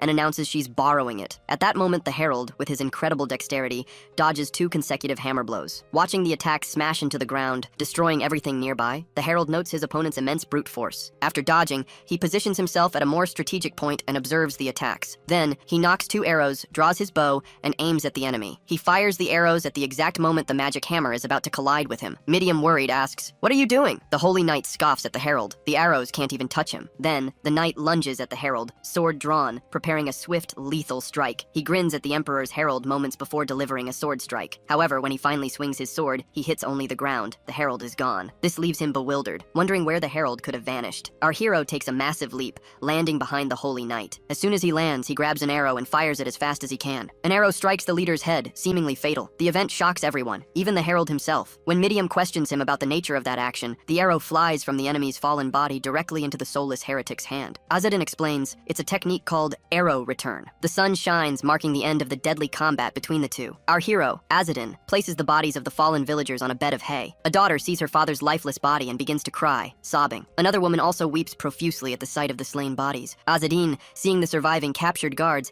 asks what they intend to do. Annoyed, the guards reply that they will compensate the injured families on the farm. Azadin states that if they become penitent knights, he won't eliminate them. The 2 knights ponder a way out of their predicament, but it seems impossible. They finally agree, but suddenly a woman screams, refusing the proposal. She grabs an axe and in a grim tone declares, "You killed my son. You slaughtered him like an animal. And you called us heretics for no reason, even though we've been devoted to the king's church all this time. Even with the drought plaguing this land, we never resented it," the woman screams, emphasizing her point. One of the bound guards loses his temper and snaps, "Shut your mouth. How dare a lowly trash like you speak to a knight of the king's church like that?" As he tries to curse them all, he's silenced by a single, instant killing blow. The woman delivers the strike with her axe, killing the guard and leaving the other soldier alive and terrified. She says, "It doesn't matter. If they live, it will be a curse upon us. If we kill the knights, the villagers won't be protected by the king's law. We'll have to abandon the farm and live as nomads. A nomad's life is harsh, but it will be our fate." As dusk fell, the herald prayed by the graveside, surrounded by the fallen. Azadin and Midium felt a sense of calm, knowing they wouldn't have to worry about the knights rising as undead. After all, everyone had been buried, and the herald had offered a prayer. Midium wondered if it was blasphemous to consecrate the church knights according to the herald's order. Ishmael asked Azadin what would have happened if the knights had agreed to become penitents,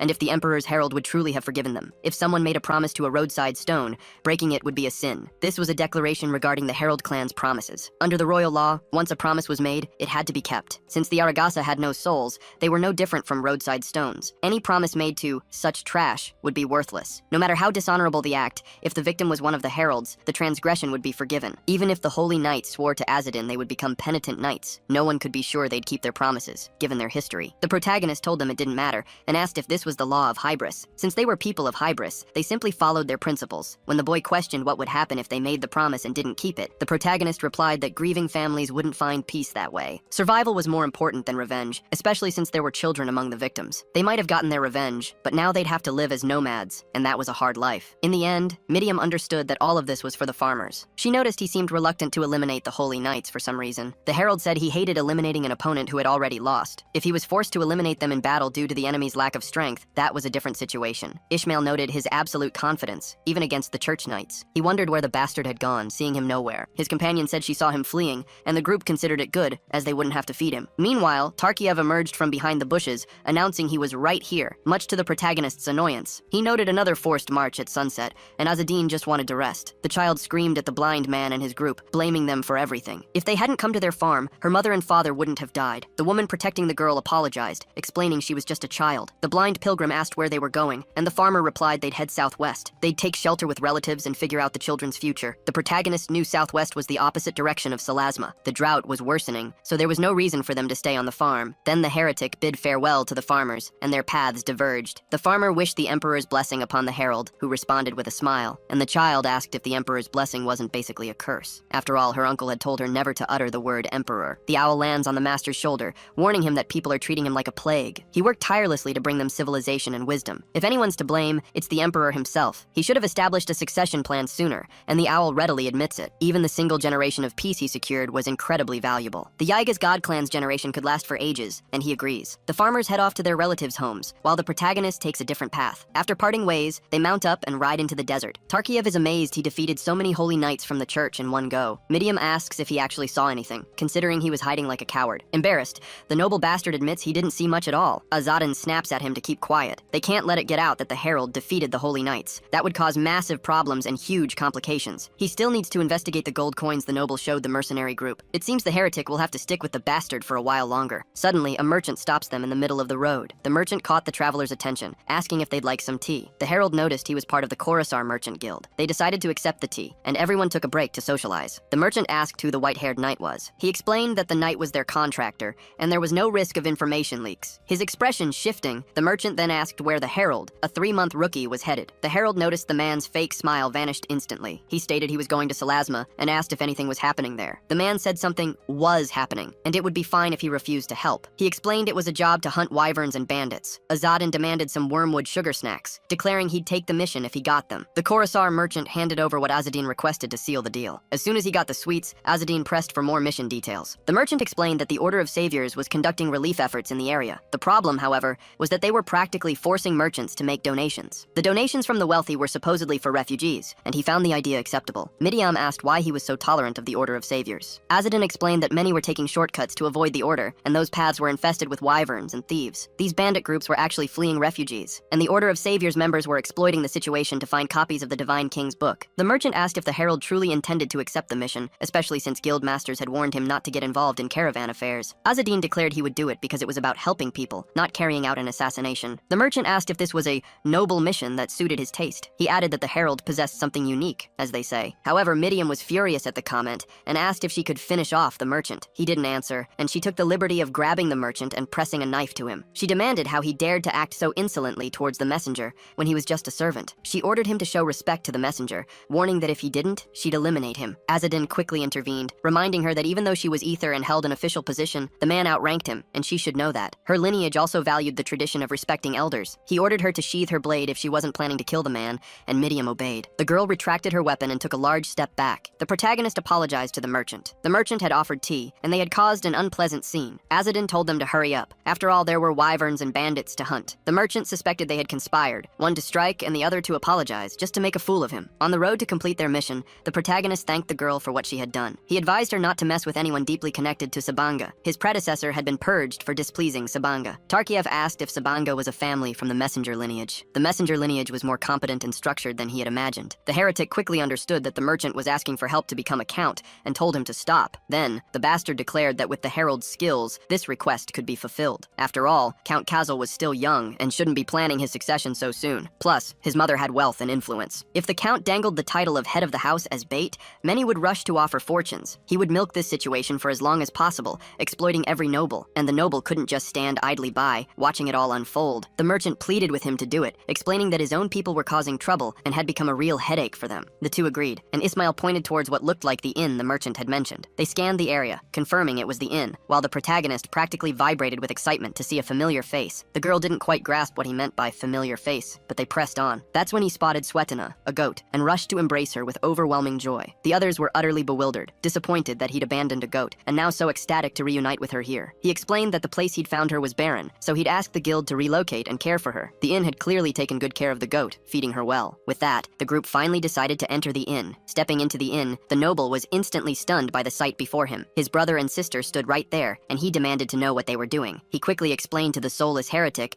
that these were his half-siblings. When the herald asked if they were his rivals, he clarified that it wasn't quite like that. Noticing his companions, Kaka introduced himself, stating it was a pleasure to meet them all. His other half-brother introduced himself as Chico, while the protagonist presented their group as pilgrims. Declaring it a pleasure to escort Tarki, his siblings, clearly worried, immediately asked about the mercenaries' fate. Ashamed, their brother admitted he'd been betrayed by the mercenaries, which was why this group was now escorting him. His siblings then invited them to come in, sit down, and talk over a meal. After hearing his tale, they realized their brother had been through quite an ordeal. They then asked where he planned to go next. The half-brother replied he was heading back to Salasma. Since the pilgrim group was also bound for Salasma, they decided to travel together. Kaka, the sister, warned them that a base of the Order of Saviors lay just ahead. Chico pointed out that the girl was beautiful and could be taken by the Order of Saviors, advising them to avoid the group. The herald scoffed, believing they wouldn't forcibly take someone who refused. After all, they served the 3 archangels. They wouldn't force anyone against their will. His half-siblings exchanged glances, noting his devout faith from his comment. As night fell, the tavern buzzed with the sound of everyone drinking. Suddenly, a drunk man stumbled up to the heretic, asking if they were the pilgrims traveling with them. Chico clarified that they were the employers and merchants, planning to bypass the forest to avoid the order. The drunk slurred that thanks to them, they could avoid monsters and travel easily, unlike others who wouldn't pay for mercenaries. Another drunk from the group chimed in, declaring them their benefactors. To reduce monster attacks in the forest, it's always better to have a large group. Monsters rarely hunt alone, and ultimately they were all helping each other. But the drunk started to get aggressive, thinking the blind man was mocking him. Then he declared it was a good idea to send the children ahead first. By then, Miriam, Ismael, and Chico had already retreated to their rooms. One of the drunk merchants, wanting to curry favor, mentioned they had a long journey ahead. Our hero, claiming to be a pilgrim, politely refused the drunk's offered drink. The mustachioed man scoffed, calling it the lamest thing a young man could say. One of the merchants then asked if Our Lady could see, to which he replied he could see through the gaps. The bandage covering his wound quickly became a target for their taunts. Soon, the drunk demanded he remove it and show his injury. However, the protagonist made an excuse, claiming the wound was too gruesome to reveal. As they pressed him to show his eyes, Tarky sharply told them to stop, stating he wasn't one for jokes and they should leave him be. He was a man with a complicated past. They should forget it and just drink. The drunk, however, thought such a conversation needed a good topic. He asked if the children he brought were his, adding that the girl was quite beautiful. Our hero lied, claiming they were his younger cousins. Then, the drunk, ill-intentioned merchant declared he wanted to adopt the girl. He insisted he'd take good care of her, while the rest of the group found his sudden desire to adopt the girl utterly hilarious. Azadin felt a pang of regret, but the girl's parents were waiting in the nearest village, and he absolutely wouldn't allow this. One of his companions snapped at the merchant, telling him not to even try to hide his vile intentions of raising the girl as a courtesan. The merchant finally relented, realizing he was powerless. Once more, the merchant poured a drink for the blind pilgrim, ordering him to down it. Our protagonist knew that further refusal would be rude, so he took the mug. A man leaned in, asking if they'd heard about a woman from the messenger clan, supposedly working at a sawmill. "Aren't they the monsters?" one merchant scoffed. The other shushed his group, urging them to listen. He explained that her father, a messenger, had conceived her during a journey, unable to take her back to the messenger lands. The sawmill owner bought the girl and raised her as a slave. The drunken, leering merchants agreed she had a pleasing face. But while slavery was legal, they knew the royal church would cause trouble if they found out. Another scoffed, claiming the church didn't care about messenger half-breeds and that the girl was a perfect slave. He wondered what would happen if they took her children. She'd birthed several over the years. Rumor had it, for a good bottle of booze, she'd spend the night with anyone. As one of them slurred, "Who's first?" Our heretic shot up from the table. He stood, seething, practically snorting with rage. But then, to everyone's shock, he began to weep, sobbing uncontrollably. Our herald declared it revolting that the Holy King's subjects had fallen to such corruption. The men stared, asking what he was talking about. "We just said we wanted a slave," they protested. Our protagonist roared,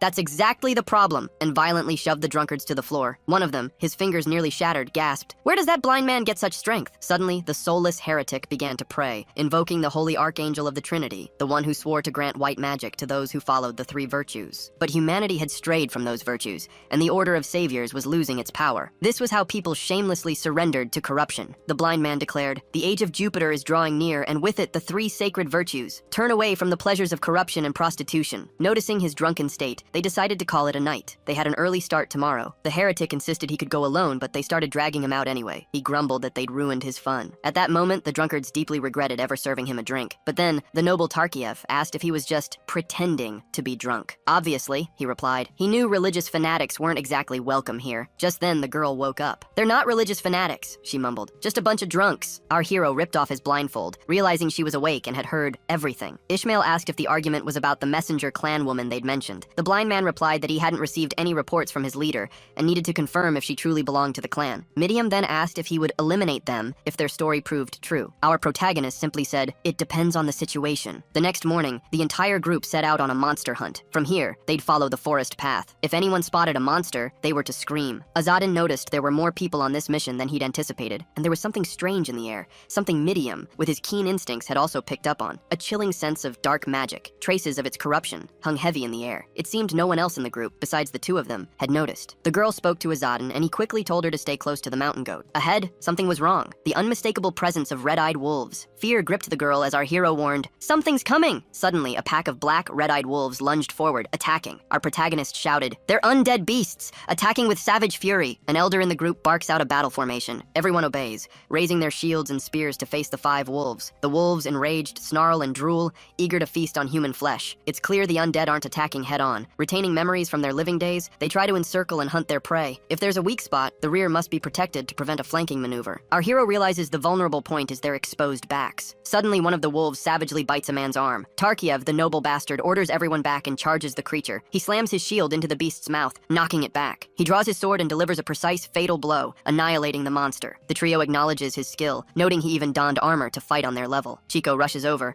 asking his half-brother if he's all right, and he's completely unharmed. But the cursed wolves keep their distance, staying just out of reach of swords and spears. Suddenly, they spot a strong man walking among the pack and wonder, is that Karim? They ask what happened to the others, but the elder warns, something's wrong with him. They realize their comrades have turned into zombies, some even still clutching their swords. At that moment, moment, the hunting party realizes staying put means certain encirclement. The leader barks orders. Grab your bows and start firing. While the shield bearers hold the front, archers in the rear unleash a volley of arrows at the monsters. The arrows miss their marks, thudding into the ground near the creatures. Our protagonist didn't want to get involved, but he starts picking up stones from the ground. He hurls a stone with such force that it obliterates an undead wolf, leaving everyone stunned as he declares, "I'll handle the hounds," and orders the rest of the group to deal with the zombies. Instantly, the fighters obey, cutting down the undead with their swords and spears. The bastard takes down another undead. Sister Kaka, too, wields her spear, battling the monsters. Fortunately, the mercenaries fight with skill, yet their organized movements hint at a sorcerer pulling the strings from behind. Our hero realizes this battle won't end easily. An owl watches the combat from high in a tree, while the merchants complain, this wasn't part of the deal. They were hired to eliminate wyverns, not zombies, and the mercenaries confirm they had no idea either. The merchants decide to press on, confident they've wiped out all the zombies. The old man asks how he can be so sure there's nothing else lurking. One of them looks terrified, and the group declares they're turning back. Our hero asks if they really can go back, but the group doesn't quite grasp what he means. They start looking at the forest and notice something off. The road they were following has suddenly vanished. The path is sealed, the dirt road that guided them simply gone. Our protagonist declares the sorcerer blocked their escape route, clearly intending to wipe them all out. Azadin agrees. If they'd done something dirty to the clan woman, he wouldn't let them live either. But since he's unsure of the facts, Azadin can't let them die. Our hero asks the noble Tarkiev to calm these people down. He states that a blind pilgrim won't convince them, but perhaps they'll listen to a noble. Tarkiev gives his word to the protagonist, asking him to leave this task to him. He steps to the front of the crowd, raises his voice, ordering the worms to pay attention to him. He introduces himself as Tarkiev, son of Duke Kazal and a descendant of the great divine king. He declares his life is infinitely more valuable than theirs, which clearly irritates them. He's ready to uncover the secrets of this place, while these insignificant beings are just worried about running away. He commands them to fight for him, to become living witnesses to his glory. That way, despicable beings like them would have something to boast about for generations to come. After his entire arrogant speech,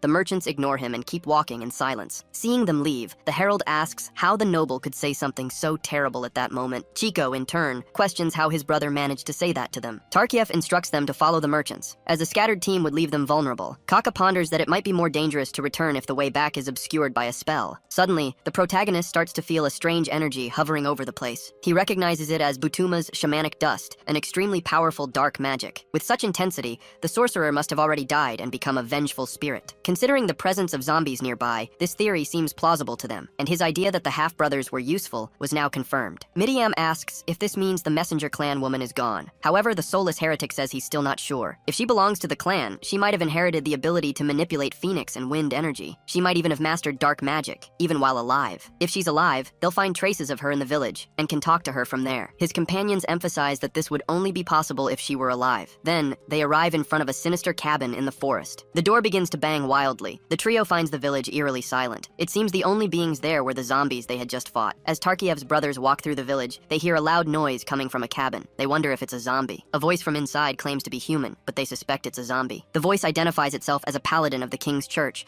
a real person, not a disguised undead. Our hero steps forward and removes the plank barricading the door from the outside. Abruptly, an armored figure bursts the door open and tumbles to the ground. Quickly rising, she sprints towards the dangerous forest. The paladin says, "This is something I need to do alone. Don't follow me." After some time, she regains her composure and thanks them for freeing her from the cabin, then introduces herself. She introduces herself as Maya, an officer of the Salasma diocese. Our protagonist knows she belongs to the king's church elite because she's a diocese officer. He asks how someone so important ended up in such a desolate place. Maya explains she came to this village on a sacred mission. However, while investigating a warehouse, monsters appeared and attacked her. The villagers panicked and locked her in this house. Since her weapon was with her horse, she couldn't break down the door. She could have used sacred divine punishment magic, but it would have been too dangerous for her. When they mention this, she realizes the village is indeed too quiet. She believes the villagers were turned into undead. The protagonist tells her that merchants and mercenaries defeated them on the way and decided to turn back when they reached the village entrance. Maya asks if the heretic saw any other paladins there. She explains she received orders from the bishop to eliminate wyverns in the region. Also, her father trains knights in formation, and they arrange to meet nearby. The woman reveals her father is also a paladin, a great one, and that both have protected the king's church for generations. Our heretic realizes this logging village is connected to the farm they pass through. The knight they eliminated might be Maya's father. Our hero finds it strange that the girl takes pride in defending the church for generations, considering that by the rules, paladins of the king's church shouldn't have children. He hasn't seen a zombie horse that could belong to her and carry her weapons. So he asks her to accompany them to scout the area and search for her horse and companions. Maya, the paladin, is pleased that Azadin is so considerate. The team scouts the village to find her belongings. Our hero finds this fate incredibly cruel. After finding nothing, Midiam asks what Azadin plans to do. He wants to turn the logging village into a base and find the black magic sorcerer. Midiam starts theorizing that the culprit might be human. However, black magic disasters are usually caused by vengeful spirits, returning as malevolent ghosts seeking revenge when someone dies unjustly or isn't properly buried. If a human performed the black magic, suspicion falls on the enslaved woman from the messenger clan. If she was murdered, she likely became a vengeful spirit. Our hero crafts his arrows using metal in the campfire's flames. He finds this process irritating and can't even use his lunar bow. If the goal is to hide their messenger clan identity while still being useful, this approach won't work. Midium asks if they can really make arrows so crudely. Azadin wants to make arrows better than goblin ones, using cheap iron for the tips. The girl asks if the heretic will try to convince the sorceress, should she still be alive. She believes he will, as he values ethics, but if it were up to her, the sorceress would be eliminated. Our protagonist doesn't think it's impossible she learned black magic in life, but it's more likely she became a vengeful spirit. While sad memories of a painful past might stir compassion, you can't use a broken vessel just out of pity. In Midium's mind, it's cheaper to buy a new vessel than to use a broken one out of sympathy. Even if he convinces her and doesn't eliminate her, Midium will still admire the heretic. Our hero finds this unexpected, noting the girl is starting to learn that protecting people is beautiful and noble. Ishmael tells Midium that forgiveness isn't even worth considering. He doesn't think it's fair to let someone who caused a black magic disaster live and still demand respect. Enviously, Ishmael wonders why she's so interested in a blind son of a traitor, especially since not even the clan elders show such sentiment. The herald, Azadin, states he does what must be done, regardless of whether they respect him or not. The heretic's attitude of ignoring Midium's interest in him irritates Ishmael. Tarkiev and the paladin, along with their search teams, scout the village. Maya notices the fog is dense, which isn't normal. The duke's son, Tarkiev, says monsters must be approaching. The paladin, in doubt, wonders who the blind man is after all. After all, he doesn't seem like a simple pilgrim, and even the noble, Tarkiev, isn't sure who he is. Maya thinks this would be a specialized task for the paladin order, and someone trained should be in command. However, the trained person was locked in the warehouse, and if it weren't for them, he'd still be there. Maya can't retort what Midium said, and is left speechless. Suddenly, the paladin and the noble bastard sense a strange presence. Looking towards the forest, they spot a horde of undead heading their way. Tarkiev laughs, finding these creatures quite interesting. At that moment, the blind man senses a greater presence, and a wyvern is seen soaring in the sky, swooping down and then ascending with its enormous wings. Our hero asks if it's part of the messenger clan that destroyed the village. The wyvern asks how they discovered its identity, and the protagonist replies that merchants told them. The monster reveals itself to be the woman who was enslaved simply for inheriting the messenger bloodline. When the herald asks if she's still alive, the sorceress replies, obviously yes. He doesn't know if it's true, as most vengeful spirits insist they're still alive. As he questions the woman about how she acquired this power, everyone listens intently. Kaka and Chico notice this discussion is lasting longer than they expected. The sorceress asks why she should tell him. If you want to know, you must become an undead under my control. Then, the wyvern sorceress swoops down, disorienting everyone. Our protagonist tells them to calm down, stating he has nothing to do with those who mistreated her. Midium watches the scene through a crack in the door, in shock. She steps out of the cabin and confronts the soulless heretic. Midium questions the idea of revealing they are from the messenger clan. Our hero asks about the situation with Tarkiev's half-brother and the paladin. Ishmael says they'll have to eliminate them, and Midium had already expected that answer from him. The protagonist believes they shouldn't treat human lives this way, even if they are paladins of the king's church. The two children ask if he has a better solution as he prepares his arrows. Azadin says that if they themselves declared the strongest takes all, there's only one way to resolve this. He knocks an arrow and fires it with all his massive strength. The arrow tears through the sky, leaving the paladin and Tarkiev in shock, striking the undead and shattering them with ease. At that moment, the herald declares he's showing who the strongest is, firing more arrows and eliminating more zombies from the horde. Seeing the undead horde remains vast, he prepares more arrows, striking the monsters in the face while the children watch his exquisite archery skills. Midiam notices he's not hiding his messenger clan affiliation, and Ishmael agrees. She's sure Azadin's crescent moon bow is stronger than other messengers, but he became a messenger with no prior experience, and it's only been 3 months. In shock, the bastard grabs the shield and tells the paladin to block the blows. Midiam wonders how Elder Khazar trained a failed recruit to Azadin's level. Just then, the wyvern returns, soaring over its undead army. Without wasting a second,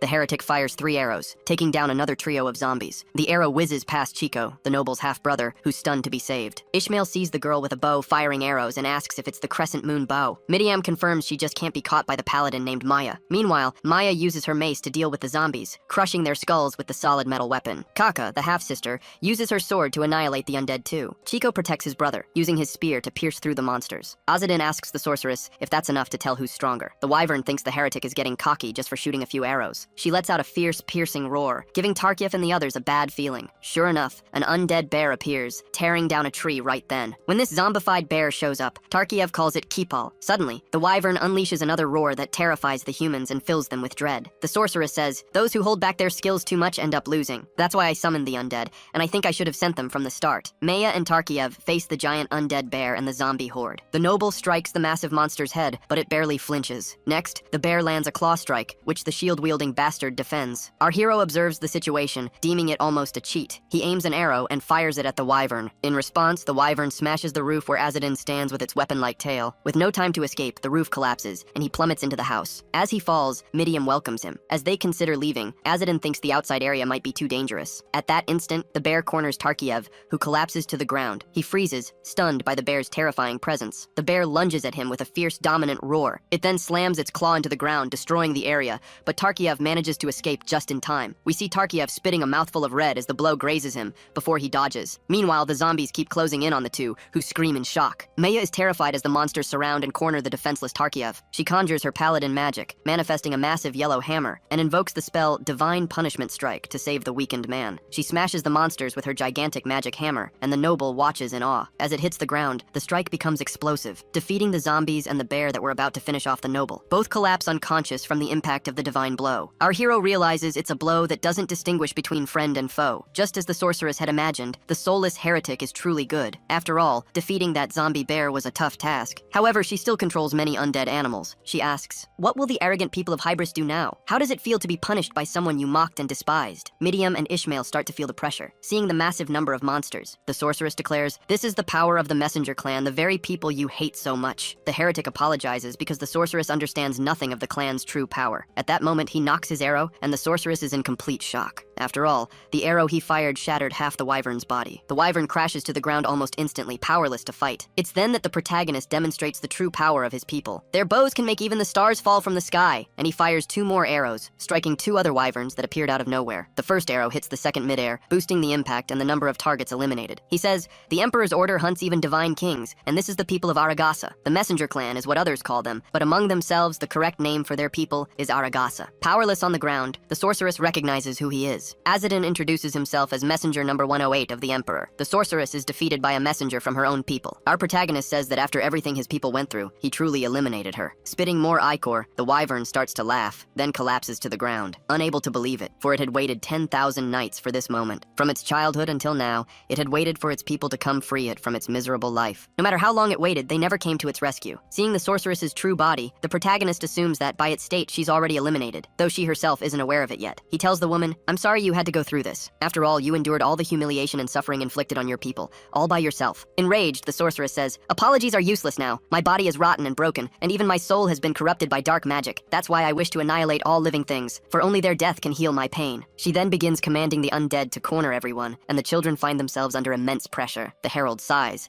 then demands to know where the witch's children are. She screams back, "They weren't the children I wanted. They're the offspring of Wibris's damned who violated me." The heretic declares that because they carry the blood of Aragasa, her children will suffer just as she did for 10,000 nights, perhaps even more. They will endure endless insults, growing to hate their own people, just as she did. If she doesn't want her pain to be their fate, she must surrender and reveal their location. Our hero, in the name of Emperor Yaislot, pleads with the woman, promising to find and save her children. The witch's demeanor shifts. "Will you truly save my children?" she asks, but then her hope falters. "No, it's impossible," she whispers to herself, but the soulless heretic insists it is possible. "Our people have always achieved the impossible, and that hasn't changed," he declares. "Even scorned by Wibris, our conviction has never dimmed." Ishmael observes that the heretic's words about conviction are clearly having an effect. Midiam, however, scoffs, dismissing it as a pretty lie. "Conviction? Does it even exist?" she wonders. "Our messenger duties are nothing but a curse. No one feels true pride. They only crave power and wealth. Even our ancestors were consumed by greed. If we recover the God King's royal record, we can shatter this curse of servitude. The Aragasa will seize everything with overwhelming power, returning every ounce of scorn to the people of Wibris. It's a cruel system where only the powerful can exact revenge. So, his words must be lies." She can't shake the thought. Why do Azadin's words sound so incredibly convincing? At that very moment, the witch surrenders before the heretic, leaving Ishmael utterly stunned and Midiam thrilled by our hero's actions. The woman's mind flashes back to a time when she was chained, her infant son beside her. Cold gnawed at them as she desperately tried to soothe his cries. Her hand touched his tiny face, tears streaming down her own cheeks, mirroring his pain. As she embraced her baby,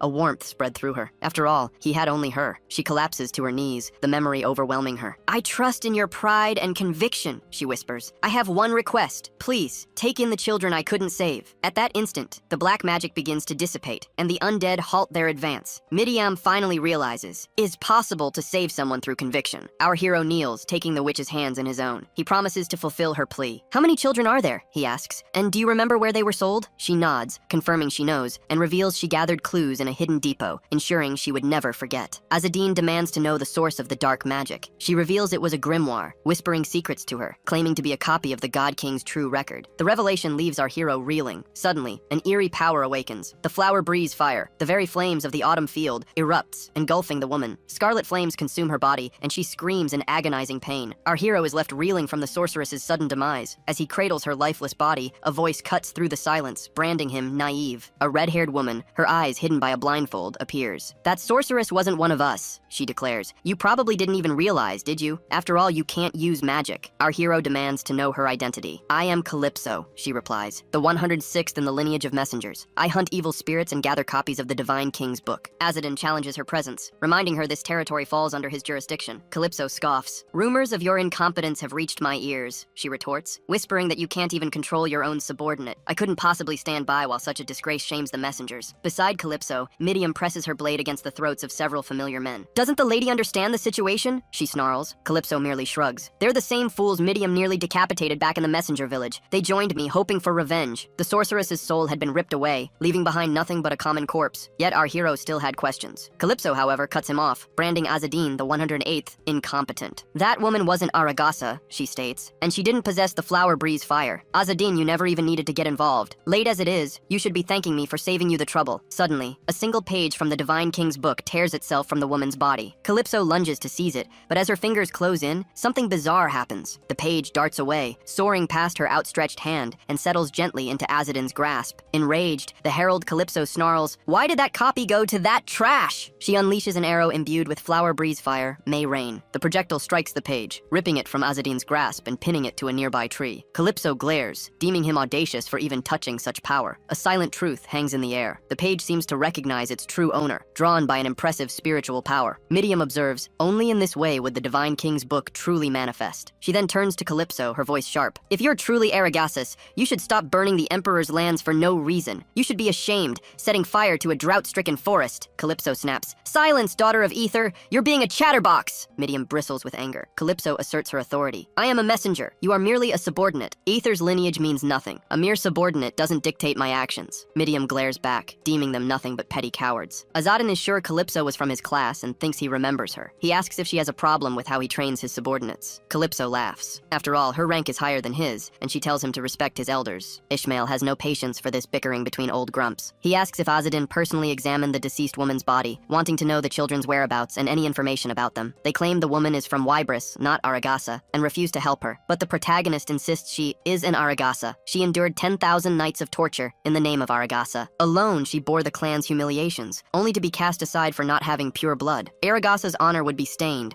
and in that moment, he grasps something complex. It's not showmanship or hypocrisy. Azadin is always sincere. Whether Aragasa or Hybris, he lives with sincerity, upholding his pride and honor to the very end. Even in times like these, he maintains his will in a final, sublime, aesthetic manner. Suddenly, Calypso and the others burst into laughter, for the clan's greatest language speaks of Aragasa's honor. Calypso challenged Herald Azadin to a duel. She wagered the copy of the king's book she'd just won, and Ether's daughter, her subordinate. In return, Calypso would bet her rank and reveal the whereabouts of the recently deceased woman's children. If Azadin won the duel, he would become the 106th. The herald asked why Ether's daughter was part of the wager. Calypso wanted to make her subordinate, teaching her to respect superiors and value clan affairs. When the girl reeled in shock, Azadin placed a hand on her head. "The king's book chose him," he declared. "There's no reason to wager it. If they find the diary the woman mentioned, they won't even need information about the children. Now leave," he commanded. "I'm busy." Calypso's fury flared, and she cursed Azadin for ignoring her. She stated that if she lost, she would find the woman's children, free them from servitude, and bring them to the clan's sanctuary. The herald, however, would only accept the wager on the condition that Calypso became their guardian and raised them in the Aragasa way. Calypso, the 106th, weighed the herald's terms and asked if they would have an official duel, 100 paces apart. Azadin found that too much trouble and suggested they get straight to the point. Before the woman could react,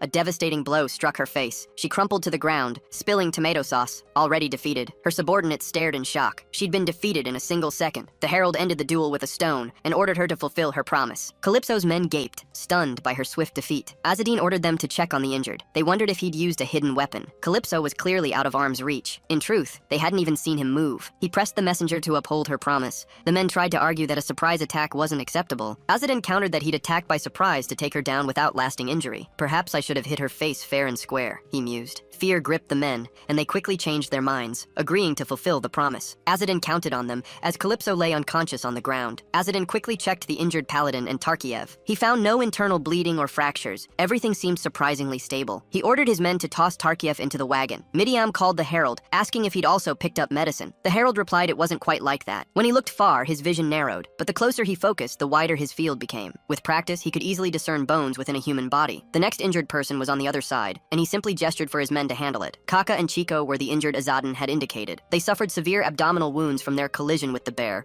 their armor only worsening the impact. Maya had no serious physical injuries, but the psychological trauma from the self-destruction weighed heavily. They felt there was no need to keep a certain individual alive, and that was the herald's grim intention. They found him stubbornly resolute. Next, Midiam urgently called for Azadin and Ishmael, declaring they needed to depart immediately. They scrambled into the wagon and set off down the road. The girl remarked that unexpected events just wouldn't stop. First, the black magic disaster, then the copy of the Divine King's book, and now, even the stirrings of Kurt's new gods. She asked the herald if this was the prelude to a great chaos. He, however, replied it wasn't a prelude at all. Chaos had already begun. Suddenly, Calypso woke up abruptly, her eyes wide with fright. His men worried for her, but the woman grew even more startled seeing Azaden. Seeing her on her feet, he told her, "It's time to fulfill your promise." She explained that in the storage room, her subordinates had discovered a peculiar object belonging to the woman. It was an umbilical cord wrapped in bandages, with the children's birth date scrawled upon it. Additionally, a piece of paper held information the merchants had recalled. Our hero would check on the children alongside Salasma, while she handled the rest. As a messenger, she kept her promises, wouldn't complain, and counted on his help. Azadin asked why she was speaking so normally. Calypso replied, "You're my veteran." Then, she pressed him, "How did you take me down? You can't even use the Moonflower Firebird," until she realized it was the work of Elder Kazas, who had taught him secret tricks. Even so, our protagonist had no intention of explaining his techniques. When the time came, he would act himself. He then asked about the wand Calypso was using. She explained that Kurt's cultists from her sector had possessed it,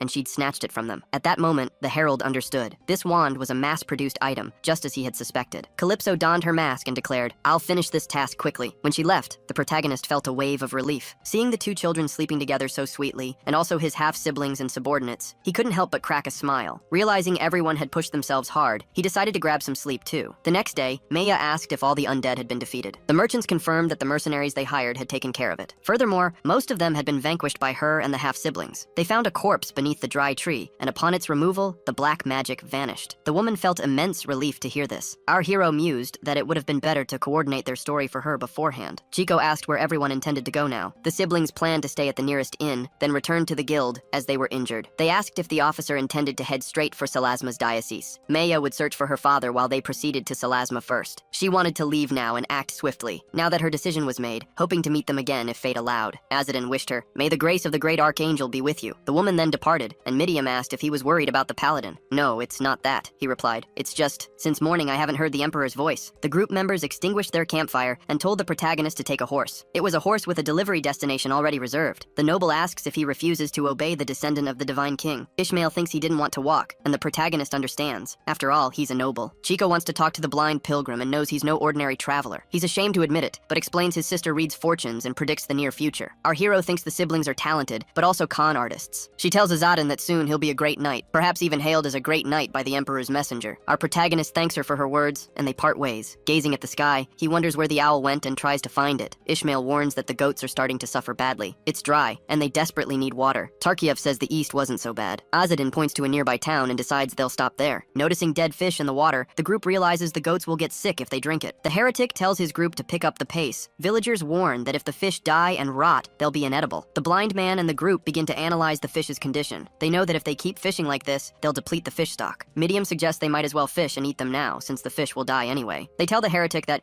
if the river hasn't completely dried up, there must be a well nearby. To get water from the well, they need the villagers' permission. Tarkiev reassures them, saying they needn't worry. As a knight, he'll secure the permission. He approaches the peasants authoritatively, demanding water from the well and ordering them to bring it without complaint. Midiam plans to educate Tarkiev later, and Azadin is counting on her for it. Our hero, Azadin, pretends to be a blind pilgrim again to get what he wants. Midiam agrees the tactic works perfectly, as people feel sympathy. Getting close to the Hybricios isn't how a common messenger acts. It's Azadin's way. The problem is, Midiam shows great interest in Azadin's way, which makes him jealous. Our protagonist calls his two companions closer. Ishmael doesn't want to be swayed by Azadin's methods. They enter the village and acquire a massive haul of lobsters. Our hero thanks the peasant, showing modesty and hesitation about accepting such a generous offer. The man explains that if he leaves the lobsters there, they'll all rot, and he should see it as a lobster festival and enjoy it. Azadin brings the lobsters to the group, and the girl asks what he plans to do with them. The blind man wants to find the son of the woman who died before him, believing the boy must be nearby. Ishmael questions what they'll do after finding the child. The heretic explains they can't take the child with them. After all, the Coruscant Merchant Guild will be passing through the village square. They'll leave the child with the guild, and then then Calypso will take him. Midian believes the protagonist is actively seeking trouble. Even if it's a tough path, he sees it as the true calling of a messenger. He's convinced that if he keeps fulfilling his duty as a herald, the Emperor's voice will resurface one day. Meanwhile, they wonder if Calypso truly lost to Herald Azadin, the 108th, and if she'll surrender so easily. After immense effort, Calypso had finally acquired the bone wand that tracks the Divine King's book. If they wasted any more time, other messengers would surely overtake them. Her goal was to achieve great feats quickly and ascend to a high rank within the founding Saban family. She had risked her life for this very purpose. Calypso became a herald solely on her talent, without any family backing. Yet, being at the lowest rung of the hierarchy fueled her fury. But now, she accepts her defeat and refuses to be consumed by rage. Suddenly, a man arrives, calling out for Lady Calypso. She orders him to ensure the Coruscant Merchant Guild maintains absolute secrecy and to keep everything about Azadin under wraps. She doesn't want to be the only one to suffer, and a sinister plan is already brewing in her mind. A voice speaks to the 106th, and Calypso demands, "Who is that?" The voice claims to be Ariel, a fact Calypso can somehow confirm. When her subordinate asks what happened, the herald snaps, "Be quiet," yet she finds it doesn't make sense. The Emperor's voice isn't just a mere artificial spirit. It's a grand magic that organically links all artificial spirits. The voice transmits information, a magic so powerful that only the Emperor himself can create it. Calypso wonders if Ariel somehow managed to eliminate it, even if only vaguely. Calypso asks what Ariel's voice wants, and it replies, "I have a proposal the herald won't be able to refuse." Then, we see Ariel's voice manifests as a crow with a glowing red eye on its belly. Meanwhile, the protagonist asks about the child, but the peasants claim they don't know her, telling him to look elsewhere. However, one of them lets slip that the child came from the Telbaran Guild. Another peasant quickly insists they know nothing, and the protagonist notices they're clearly avoiding the conversation. Midian finds the situation highly suspicious, and the protagonist believes the location matches what the woman had mentioned. Just then, the noble Tarkiev arrogantly tries to force the villagers to speak, declaring they stand before the Divine King's blood and dare not refuse to answer. A frightened old man stammers that the baker has contact with the Telbaran Guild and points to the bakery's chimney, the baker's home. The entire group immediately decides to head for the bakery. After all, that's where they'll find what they're looking for. The child is only 8 years old. She couldn't have endured anything too severe. If she was made to work, it could only have been simple household chores. The baker was puzzled by the sudden rush of customers. As he asked what they wanted, the group's eyes fell on children inside his home. Tarkiev replied that they were looking for someone. Describing her as a 9-year-old girl, he showed them the details on the paper the woman had left. The baker asked why they were looking for the child. When asked what he would do with such information, he claimed he wasn't a curious person. He explained the child had actually passed away, frail ever since she arrived in the village. The noble knight then demanded to know who the children in his storeroom were. The baker explained they were orphans he'd taken in because they had nowhere else to go, providing them with food and work. Tarkiev seemed to believe him, but the herald pressed, asking how the child's funeral was conducted. The baker bristled, asking why he'd ask such a question. Our hero signaled Tarkiev to act, and he obeyed, delivering a brutal kick to the baker's gut, sending him sprawling. Then, grabbing his hair and threatening him, Tarkiev snarled, "We came for the child! A promise was made between her parents and someone important. At the very least, we need to know where her funeral was held." Tarkiev commanded him to spill everything. The baker confessed he simply tossed the body into the river. Our hero demanded, "Have you lost your mind, throwing a child's body into the river?" But then it clicked. They bought cheap kids from the guild, worked them to death, and when they finally perished, they just tossed them into the rivers whenever the water rose. In a world where the dead forget they're not alive and return to life,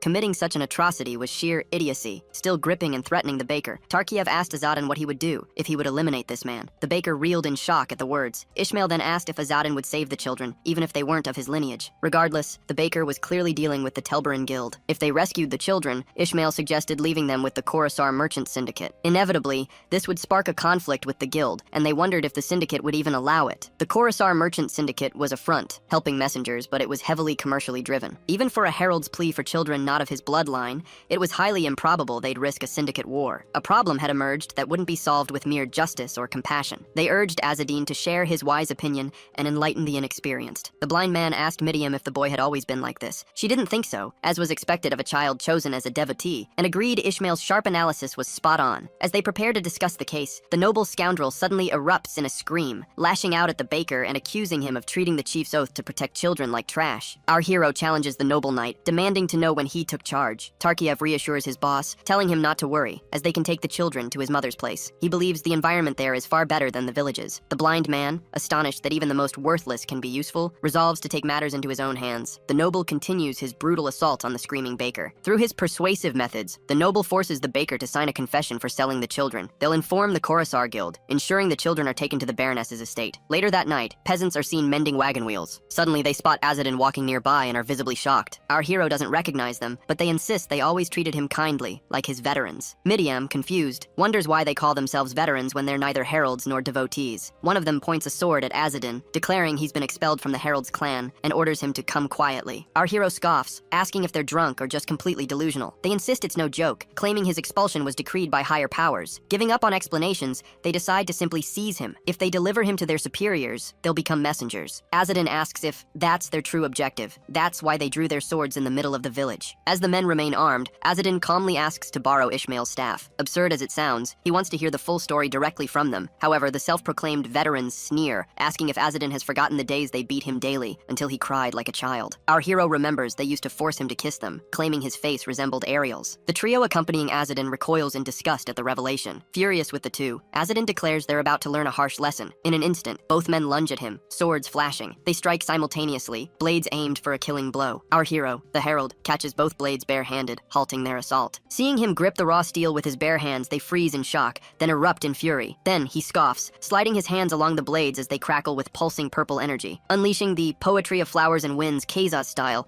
he blasts them back with explosive magic. They fly through the air, crashing hard to the ground, injured and their sword blades shattered. They realize he used a cutting lightning strike, utterly bewildered, as they believed he couldn't use magic. Azadin mutters, wanting at least one of them to survive. The older men notice a strange twilight descending. Suddenly, Azadin vanishes, leaving them seething with hatred. One man charges, but Azadin seems to teleport through the shadows, reappearing behind both of them. By the time they realize it's already too late, he unleashes his From Twilight to Nightfall ability, a devastating combo in a single strike. They take a massive, brutal blow from behind, sending them flying and leaving them severely wounded. They feel their bones shatter on impact as they slam into the ground. They realize the speed of the From Twilight to Nightfall combo was utterly absurd. They'd always heard Azadin couldn't use magic, and now they desperately want to know how he just did that. The herald remarks that with this kind of terrain, it's hard to go easy on anyone. Seeing that both men were still conscious, the herald commented on their surprising resilience. Now, he really wanted to hear their story properly. Just then, a raven landed, delivering a dire warning to the 108th messenger. Azadin, the emperor's voice, which had been silent, suddenly returned. Speaking through an intermediary, the voice declared that the patriarch had expelled him from the clan, and to make matters worse, the service curse had been activated. This news sent a shockwave through Azadin's colleagues. The service contract between the heralds and the emperor was known as a curse because it enforced absolute loyalty. If the patriarch and clan elders collectively decided to activate it on someone, that person would be forced to bear a successor before their own death, and the only way to fill that void was to curse another. Our hero demanded to know if he had been cursed with such a fate. The raven revealed the curse would activate in 1 year, forcing him to give birth to another clan member before he perished. Just like his father, Akre, Azadin would be forced to bear a child. Tarkiev was utterly stunned by this revelation. He struggled to comprehend how Azadin could have a child, questioning how a man could possibly give birth. He even asked who the child's father was,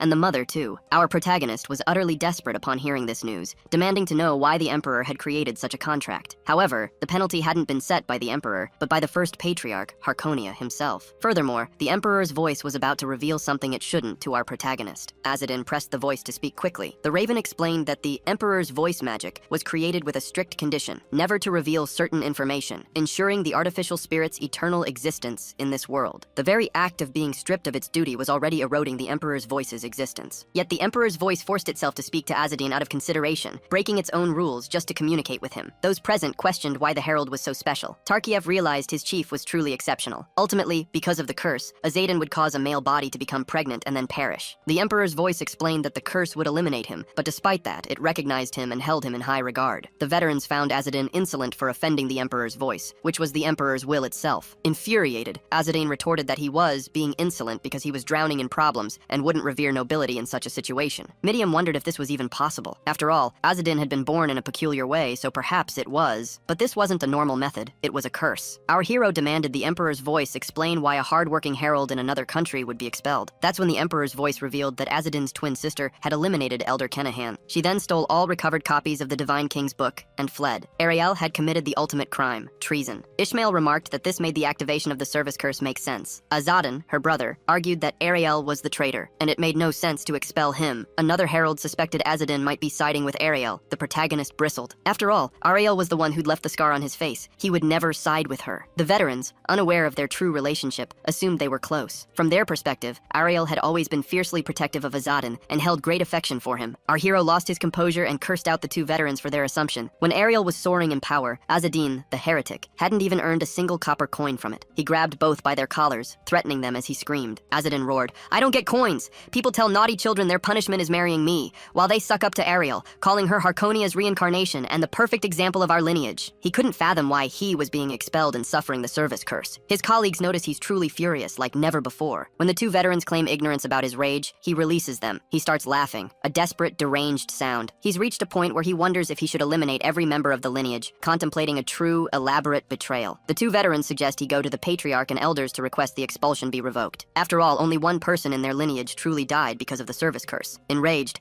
Azadin reveals that person was his father, Akre. After that comment, the blind herald feels even more hatred. He knows the only way to survive is to ask the patriarch to revoke the expulsion, a decision his team considers sensible. The two, bruised by Azadin, ask if he wants to pretend he was captured by them in front of the patriarch. Our hero then asks, "Do you two want to be castrated right now?" Both find castration too cruel a punishment. But the heretic doesn't think it's cruel, remembering what they did to him as a child. They admit their guilt, explaining the plan was for Azadin's safety. After all, the patriarch issued an order to arrest or execute him. They ask if he'll really fight every lineage member he encounters, especially since other Herald clan members might try to execute him. If he's captured without resistance, they'll treat him even worse. That's why Azadin intends to appear before the patriarch of the Salasma area on his own terms. Anyone who tries to stop him will get a beating, and besides Aldous and the patriarch, the rest don't matter. He puts the two in the wagon and counts on them to look after the children. They affirm they'll safely escort them to Baroness Nort, Tarkiev's mother. They'll report that the Emperor's voice defended him, believing him to be the ideal herald. If not for the Emperor's voice, he wouldn't have acted so drastically, and they'll testify on his behalf. After they bid farewell, the hero group arrives in Salasma. It was a city of 3,000 households with attached farms, flourishing since ancient times thanks to abundant copper mines. The noble immediately declares himself the son of Count Kazel, stating he has urgent business. As he rides his horse cutting the line, everyone gets annoyed. The guards let him pass without hesitation. Our heretic thinks they arrived too quickly, as they're already near Salasma. Tarkiev asks if he earned good merits with his boss this time. Suddenly, the protagonist recognizes two men from the Coruscant Merchants Association. By their expressions, they must know about the execution order against him. When the bastard notices the men's hostile stares, he confronts them indignantly, asking arrogantly, "Are you staring at me just because I'm the son of Salasma's Count Kazel?" When they apologize, Tarkiev demands they prove their regret with actions. He says he's thirsty and wants something to drink. The two go to fetch it, and the protagonist acknowledges Tarkiev is useful and has a talent for acting. He notices the men from Coruscant can't even get close. The group asks if the heretic intends to extort money from people, and spots a group carrying what looks like valuables.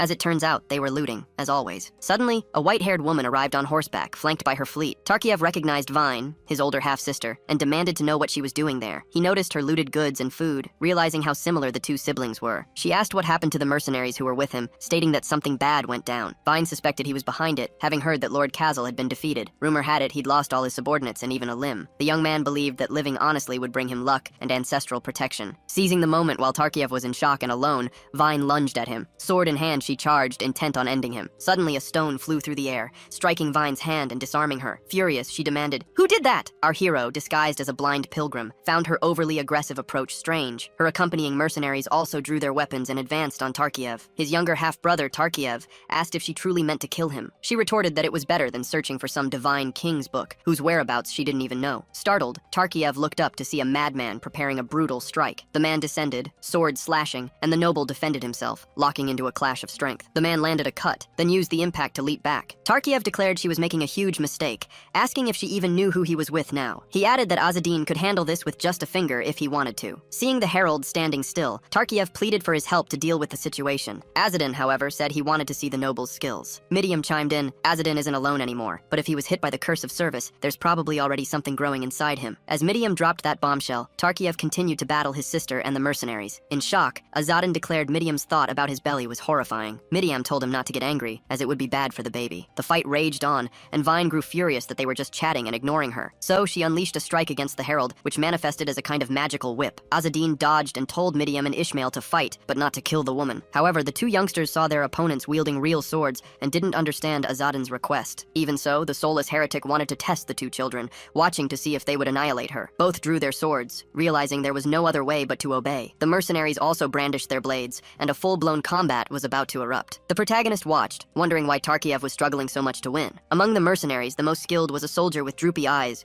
who was set to fight Ishmael. He delivered an upward slash, trying to obliterate the kid, but his weapon struck the ground as the boy dodged, leaping behind the soldier. Ishmael managed to land a blow on the back of the most skilled mercenary. The protagonist noted it wasn't a fatal blow, but if left unchecked, it would cause death from ketchup loss. Despite his youth, Ishmael possessed considerable skill and dodged with impressive agility. In Azadin's eyes, he'd make an excellent herald. So the boy continued fighting his enemies, proving superior in combat. Meanwhile, the noble Tarkiev mishandled his horse and was thrown to the ground. Azadin thought he was incredibly foolish. He had great gear, but made too many mistakes. A soldier began to charge full force at Tarkiev, aiming to finish him off. Azadin knew it was his turn to act and grabbed a stone. He hurled it at the soldier, making him scream in pain. After their defeat, night, Vine complained that they had been forced to return the spoils and made to work hard. Azadine told her she should feel lucky it ended this way and not worse. After all, we'll return in kind what was done to Tarkiev. Since you haven't killed anyone, you're being spared. But if you disobey or cause trouble again, you'll be punished far worse. With that, the older sister and her group fled, scrambling away. Tarkiev found her despicable for trying to eliminate a relative for inheritance rights. The inheritance issue shouldn't have mattered so much to Tarkiev, who had gotten along well with his sister until then. They notice a newfound calm in Azadin, a stark contrast to his recent turmoil. Midiam remarks that physical and emotional shifts are common during pregnancy, but Azadin snaps back, "This isn't about that. Bearing a child because of a service curse is far from normal. This pregnancy won't follow the path of any ordinary one." Ishmael questions why Azadin returned Bayun's spoils,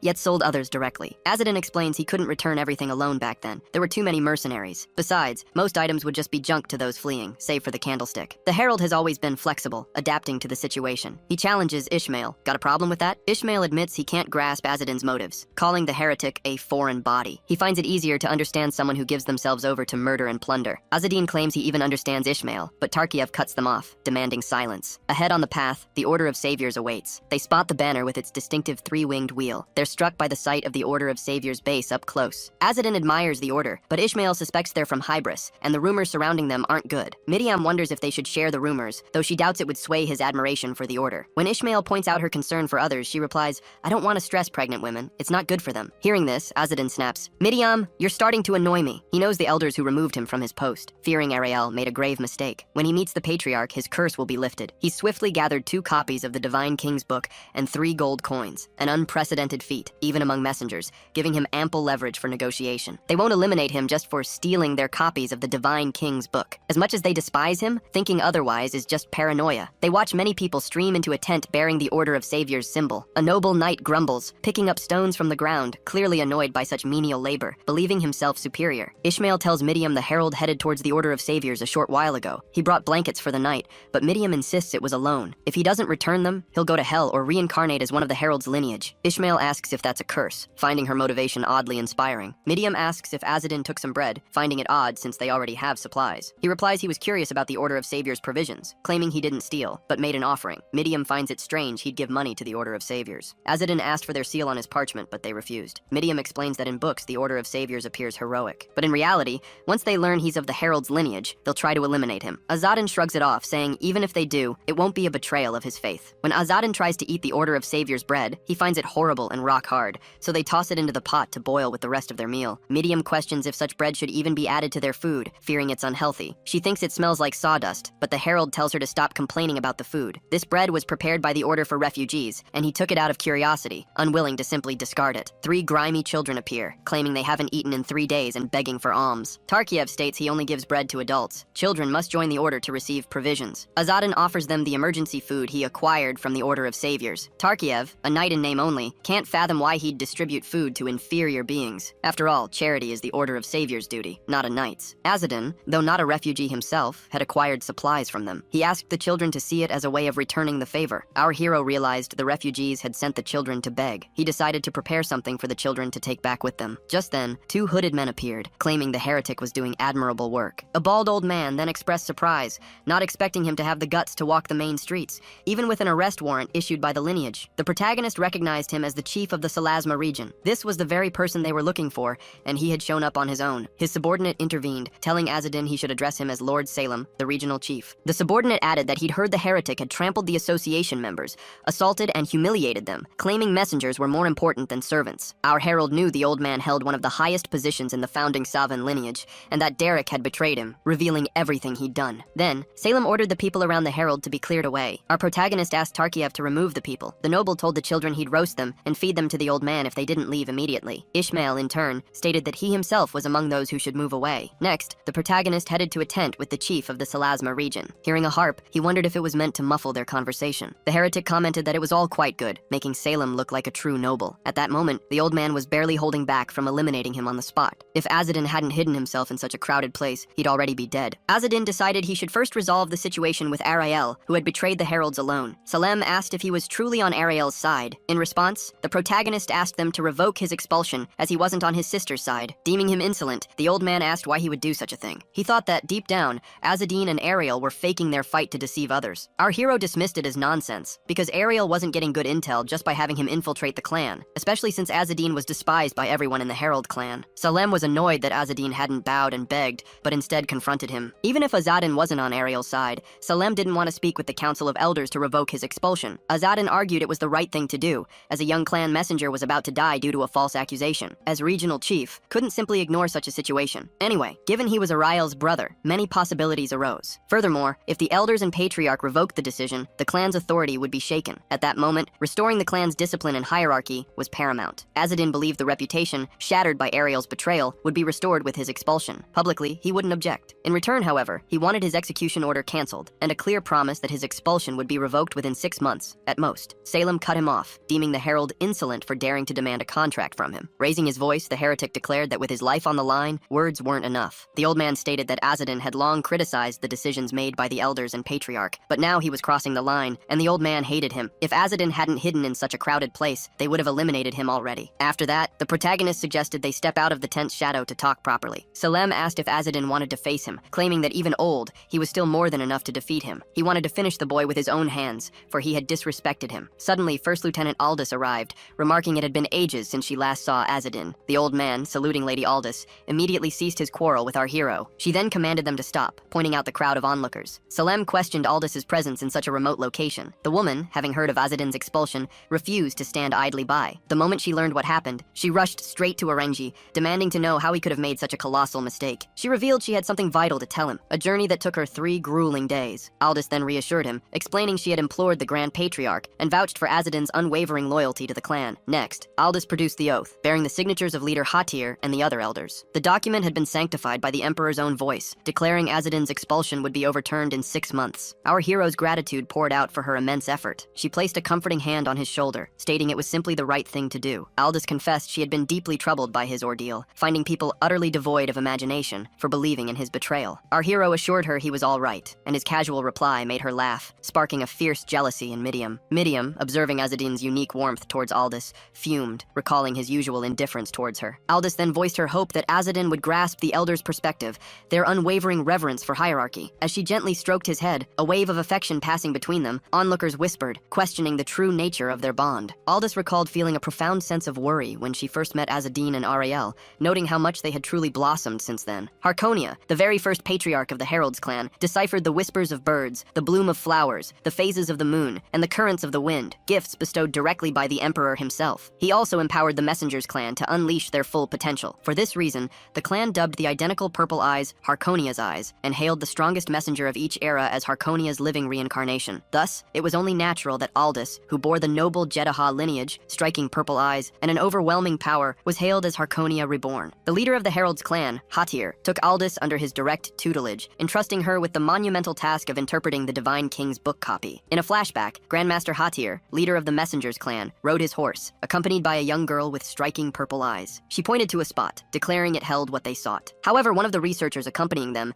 met his end attempting to steal the book's copy. This was Akri, the traitor, Azadin's own father. A grotesque scene unfolded as an umbilical cord erupted from his body, a horrifying manifestation of the curse. Hatir never imagined a mere researcher could outwit the heralds and vanish for an entire year. He lamented not knowing the man possessed such hidden prowess. The girl remarked that the children were born from the curse of their service, and Hatir knew the curse's effects would be absolute upon the traitor's offspring. He asked the younger Aldous if she wished to take the infants, reasoning they might be Akri reborn, and a traitor's bloodline must be purged. Furthermore, the service contract stipulated only one birth, yet twins had arrived. As Aldous cradled the boy, she noticed he had no eyes. Hatir already suspected these twins were a dire omen, for only one was meant to be born. The woman argued that his lack of eyes was no reason for elimination. She felt he could see, even without them. Hatir believed it best to eliminate him then, for the Aragasa's destiny would be cruel to them. However, the other child, Ariel, possessed Harkonia's purple eyes, identical to Aldous' own. Aldous pleaded that as mere infants they would perish if abandoned there, asking the Herald Master if she could take them. The Master, deep in thought, finally conceded she could do as she pleased. After all, having lost the Divine King's book copy, it would be good to salvage something. Even with her taking both, accepting a traitor's children was deemed an utter absurdity. Such was the Council's furious reaction within the Aragasa sanctuary. One of the men argued this could be an unprecedented opportunity, for the children might be the very embodiment of the Divine King's book. Another, however, vehemently disagreed, arguing they must be eliminated lest they become the book itself. Even those who dismissed that extreme view still concurred. It would be better if both infants simply perished. Hatir warned Aldous that she could not, on her own, push any further. Yet she persisted, declaring she would bestow names upon them both. To her, a child who perished nameless would never find salvation. Thus,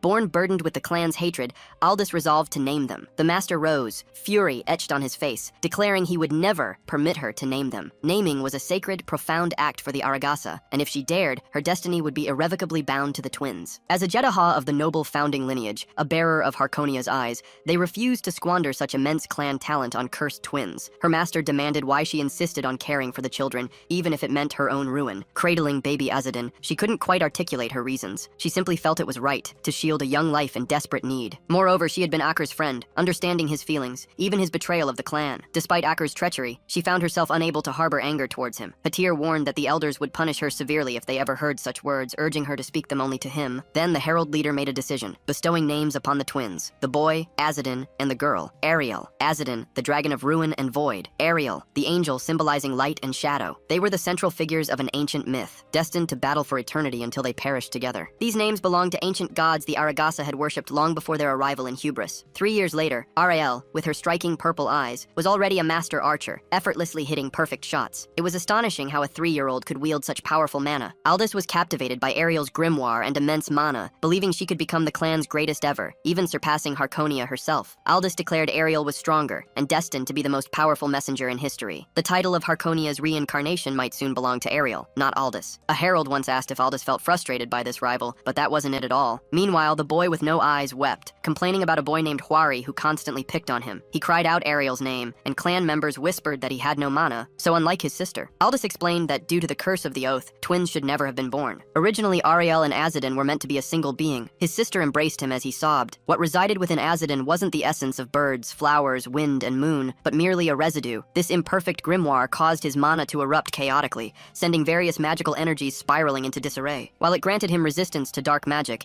it also rendered him utterly incapable of using any magic at all. Hatir questioned if Ariel had taken what rightfully belonged to Azadin, if the eyes and grimoire were meant for only one person. A cruel destiny had awaited the boy since birth. The Aragasa clan was undeniably stronger than the people of Wibris. Driven by the ambition to become heralds of the flowers, birds, wind, and moon, the clan revered strength above all else. However, this hunger for power often twisted into corruption, manifesting as blind adoration for the strong and relentless persecution of the weak. This made Azadin suffer immensely, constantly weeping from the bullying he endured from other heralds. They mocked him for wetting the bed, their laughter echoing as he cried. His sister, Ariel, watched from a distance. The boys instantly froze, fear gripping them at her presence. His sightless brother continued to cry, calling out for his twin. She turned her back, and the boys knew well that she became furious whenever anyone dared to approach him. After she began her basic training, she grew much calmer. Our hero wept, feeling utterly abandoned by his sister, unable to comprehend her actions. Everyone called him useless, claiming he couldn't do anything without Ariel. One day, he sought refuge at a waterfall, pouring out his overwhelming internal pain with nowhere left to run. He screamed and cried intensely, questioning why he had been born this way, feeling as if his heart would simply give out. Aldous ascended the mountain, carrying gifts for the children, wondering if they would enjoy them. Reaching the summit, she noted the view was as breathtaking as ever. Aldous possessed the potent blood of the Yegas gods, far too precious to offer to mere mosquitoes. So she invoked the magic of the flower, birds, wind, and moon, Yanjag. Suddenly, she heard the Emperor's voice, announcing that a child had fallen into the water. She immediately sprinted, then leaped from the mountain, desperate to find Azadin. She found Azadin in the water and immediately asked if he was all right. The boy quickly responded, calling out for Aldous. Aldous pulled him into a warm embrace, wrapping him in a blanket, and gently asked why he had done such a thing. Instantly, the boy burst into tears. Aldous already knew his training was difficult, but his reason wasn't just that. He had also been expelled and told he would never become a herald. Calming him, the woman assured him that the world offered countless other paths beyond being a herald. She lit a roaring bonfire to warm the shivering boy. She told him to bundle up in the blanket, explaining that his body temperature had dropped dangerously low. Aldous then told Azadin to gaze at the stars from the mountaintop that night. She even brought a book about fairy constellations for them to read together. Our hero asked if stars also had fixed places. Aldous explained that she connected the stars shining in the night sky to form constellations and weave stories around them. These were ancient fairy myths that existed long before the Yegas gods ever arrived on this land. She had studied the languages of the fairies back then. Surely Azadin hadn't known true beauty until then. Not even the starry sky seemed empty anymore. But on that day, when he gazed at the stars with Aldous, they became a sharp, aching longing for him. The Herald clan holds the Solstice Festival every 2 years in the summer. During the festival, messengers from various places gathered at the sanctuary. This event gave Azadin the chance to spend more time with Aldous. He would go to meet her every day, returning the books he borrowed from her, books he had absolutely adored. She would ask him which part he liked most from Introduction to the Order of Saviors, the 3 virtues that claimed one could use white magic if they maintained courage, wisdom, and compassion. And white magic is the power of Yegas' divine kings. Our hero desperately wished he could use magic too. The Order of Saviors, however,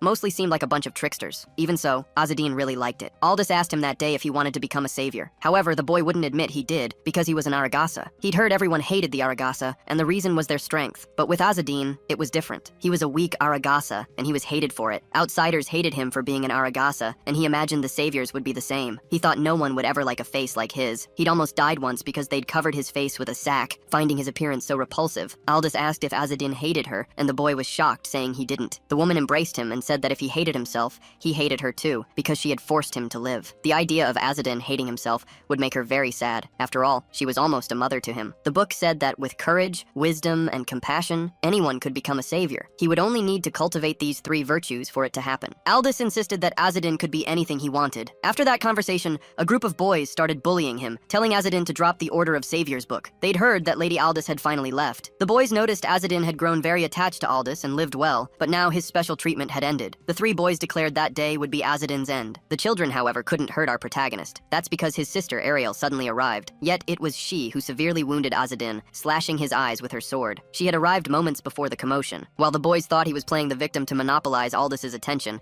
Ariel noticed he was carrying a heretical book. Enraged, Ariel demanded to know why he had that book. She snatched it from his hand, even as he tried to explain it was precious. The boy grew desperate and asked what she was doing. At that moment, she began to beat her twin brother, and the jerks fled in fear of her. His sister asked if he liked Aldous, not as a mother, but as a woman. Hearing this, the boy tried to evade the topic, saying no. On the contrary, his sister knew Aldous only saw him as a son. There was no point in pretending it wasn't true. The age difference between them and Aldous was 12 years at that time. On top of that, she had the blood of the gods, and would remain beautiful through the years. Even when they were adults, Aldous would stay the same. She asked her twin brother if he thought he would still see Aldous as a mother at that point. Deep down, Azadin truly had fallen in love, for she was the only one who had shown him that the world could be beautiful. Even if he one day came to desire Aldous, he would never admit it. He didn't want to taint such a pure feeling with something like desire. He had sworn this to his sister in the past, who incited him to feel anger towards Aldous. She claimed that if he wanted the noblest blood, he would need to become the strongest of all Aragasa. She asked if he would have the courage for that, and Azadin lunged at her, wanting to punch her. His sister energized her hand, transforming it into a blade, and slashed her twin brother's eyes. Looking down at him, with superiority and coldness after the attack, Ariel thought, better a scar where his eyes should be than a useless piece of flesh. Ariel told the boy he should thank her for the scar she'd made on his eyes. When he got home, Azadin began to babble, saying he would eliminate her and never forgive her. Filled with rage and his eyes bandaged, he repeated her name with hatred. At that moment, someone arrived and commented that the boy had a lot of energy, saying he was like Azadin of legend, the Crimson Dragon of Muan. Our hero asked who that person was. The person replied that, even without eyes, it was true he could see. It was a person with pointed ears, who told the herald not to be afraid. He introduced himself as Elder Kazas, a blonde-haired elf. Our protagonist was shocked to discover he was an elf. Fearful, the boy begged the elf not to devour him, as those were Nagashura stories. Kazas asked him to calm down, for, ironically, he claimed he had stopped eating human flesh. He told the boy to cheer up, for he had been chosen to be a disciple of the great Elder Kazas, promising to teach the little heretic the poetry of flowers and winds, Kazas style. Our protagonist commented that Kazas wasn't even an Aragasa, implying that the poetry of flowers, birds, winds, and moon belonged to his people. The protagonist told the elf it made no sense, as he didn't know how to use magic. The elf asked the boy if he wanted to know the secret of mages. He stated that if you cut a mage's neck, he would die like anyone else. As obvious as it was, a mage could die if their spine was broken and their heart stopped. The technique that does precisely that is Kazas's technique. Our protagonist asked if this power could conquer the flowers, birds, winds, and moon. Kazas said that if the boy didn't believe him, there was no reason to insist he become his disciple. Kazas learned that the boy had been beaten by his terrifying sister, and that he wanted to break her pride. Azadin asked how he would break her pride with the elder's help if he should retaliate for what she had done to him. At that moment, the elder began to walk away, and the protagonist asked him to wait, pleading for the master to accept him as his disciple. The elf Kazas accepted the boy as his pupil. More than 10 years had passed since then. Back in the present, the conversation flowed between the 3 of them. Aldous couldn't believe it when he first heard that he had become Master Kazas's pupil. Our protagonist explained that Kazas was indeed crazy, perverted, and an elf. Yet he was bearable, and contrary to legends, never devoured anyone. Aldous had nightmares. Convinced the boy would be eaten alive after being handed over to Master Kazas, the protagonist wondered if Aldous truly knew the master, as he'd given up human flesh ages ago. In the past, the elf only snacked on treats and absinthe candy with liquor. He even suspected Aldous herself had recommended him to Master Kazas. Because of the old man, Aldous changed the subject, asking if he knew what Ariel had done. They explained that Ariel had eliminated Elder Kinahan and stolen the copy of the Divine King's book. But this made no sense to Azadin. Ariel had acted exactly like her father, Akri. Azadin considered the possibility of her monopolizing power, but Aldous disagreed. The grimoire needed deciphering, and the more people working on it, the better. Besides, Ariel was already in the second domain, and once the translation was complete, she'd be the first to benefit. Even if she planned betrayal, she'd gain more by waiting for the translation to be finalized. rationalized. Azadine still believed she could be a traitor, yet the motive remained baffling. The old man told Aldous that Ariel was impulsive and had a cruel temper. No one could predict her actions. Not everyone operates on logic, especially someone like Ariel, who had always been a wildfire out of control. We see Ariel clutching her voice of the Emperor, a raven with a single red eye emblazoned on its chest. The children noticed the conversation had ended as everyone exited the tent. They also spotted the current leader of the heralds, Aldous Jeddah, standing nearby. Ishmael thought she looked like a goddess, and Midian playfully asked if he was into that type. In truth, he simply noticed the prominent traits of the Yaegus gods in her. Rumor had it the Emperor and Harkonia had a child, but it was strange to think that true divine Yaegus blood flowed among the Aragasa. Midian caught Azadine's expression, which seemed utterly smitten. Ishmael, noticing the jealousy, warned his friend that remaining Azadine's servant was dangerous. He believed the Council of Elders would issue an execution order against Azadine because of his sister, an order that would extend not just to him, but to his entire lineage. Ishmael, however, thought it would be different for Azadine. They would demand Azadine eliminate Ariel with his own hands to prove his innocence. Ariel surely wouldn't have started a rebellion without a countermeasure for expulsion and the service curse. Midian asked if he had any idea of Ariel's true motive. For some reason, the boy knew exactly why she did it. Ishmael believed Ariel wanted to halt the decoding progress of the Divine King's book. This stemmed from heredity. The power within the herald's lineage was entirely concentrated in the founder's descendants. Even if the copy was deciphered, that wouldn't change. Therefore, Ariel, being of humble origin, might have chosen to violently overthrow the system. Midian fears Ariel might seduce Azadine. After all, Ariel will try to win over anyone around her to boost her power. Even estranged, Ariel and Azadine are related, so she'll likely approach him. The elders, however, want to exploit this. They plan to infiltrate Azadine as a spy among his twin sister's allies. When Ishmael confirms this is highly probable, Midian's concern deepens. If Azadine infiltrates alongside his sister, it would be more convenient to abandon the servants and act alone. The servants could easily be discarded in the process. The girl fiercely assures Ishmael she won't let that happen. Midian then bristles with annoyance as her master, Azadine, and the other two re-enter the tent. They stir from their nap, the sun already painting the horizon. Azadine asks if Aldous is well, suggesting she should rest more. She seems perfectly fine though, claiming their all-night conversation was fun. Aldous announces her departure, and the protagonist asks where she's headed. She plans to cross into the mists, determined to find Ariel. She warns that the elders might demand he eliminate Ariel to prove his innocence, then directly asks if he'll fight his sister. Azadine replies that if it's Aldous' wish, he will. But the thought of them fighting would make her sad. So the blind man intends to avoid combat, only retaliating if Ariel attacks him first. Aldous dismisses this, stating that won't happen. Ariel wouldn't do that. Azadine tells Aldous he found 2 copies of the Divine King's book. She's impressed he managed to find 2. Our hero takes the pages, asking her to keep them, believing they'd be safer with her. However, she refuses, insisting he should keep them himself. She vows to protect him, but warns that others might overwhelm him. It's better he holds onto the pages as a safeguard, and carrying loose sheets would be a hassle. So, she gives him a bracelet designed to store the Divine King's book pages. The bracelet will also throw off any tracking from Kurt's gods. Aldous then bids Azadine farewell, agreeing to meet at the sanctuary during the summer solstice festival. Our protagonist, ever pragmatic, adds that it will only happen if the festival actually takes place. Next, they continue their journey in their carriage. Finally arriving in Salasma, they ask a heretic for a coin. The city is swarming with so many refugees that disappearances barely register. The regional chief had mentioned numerous missing people,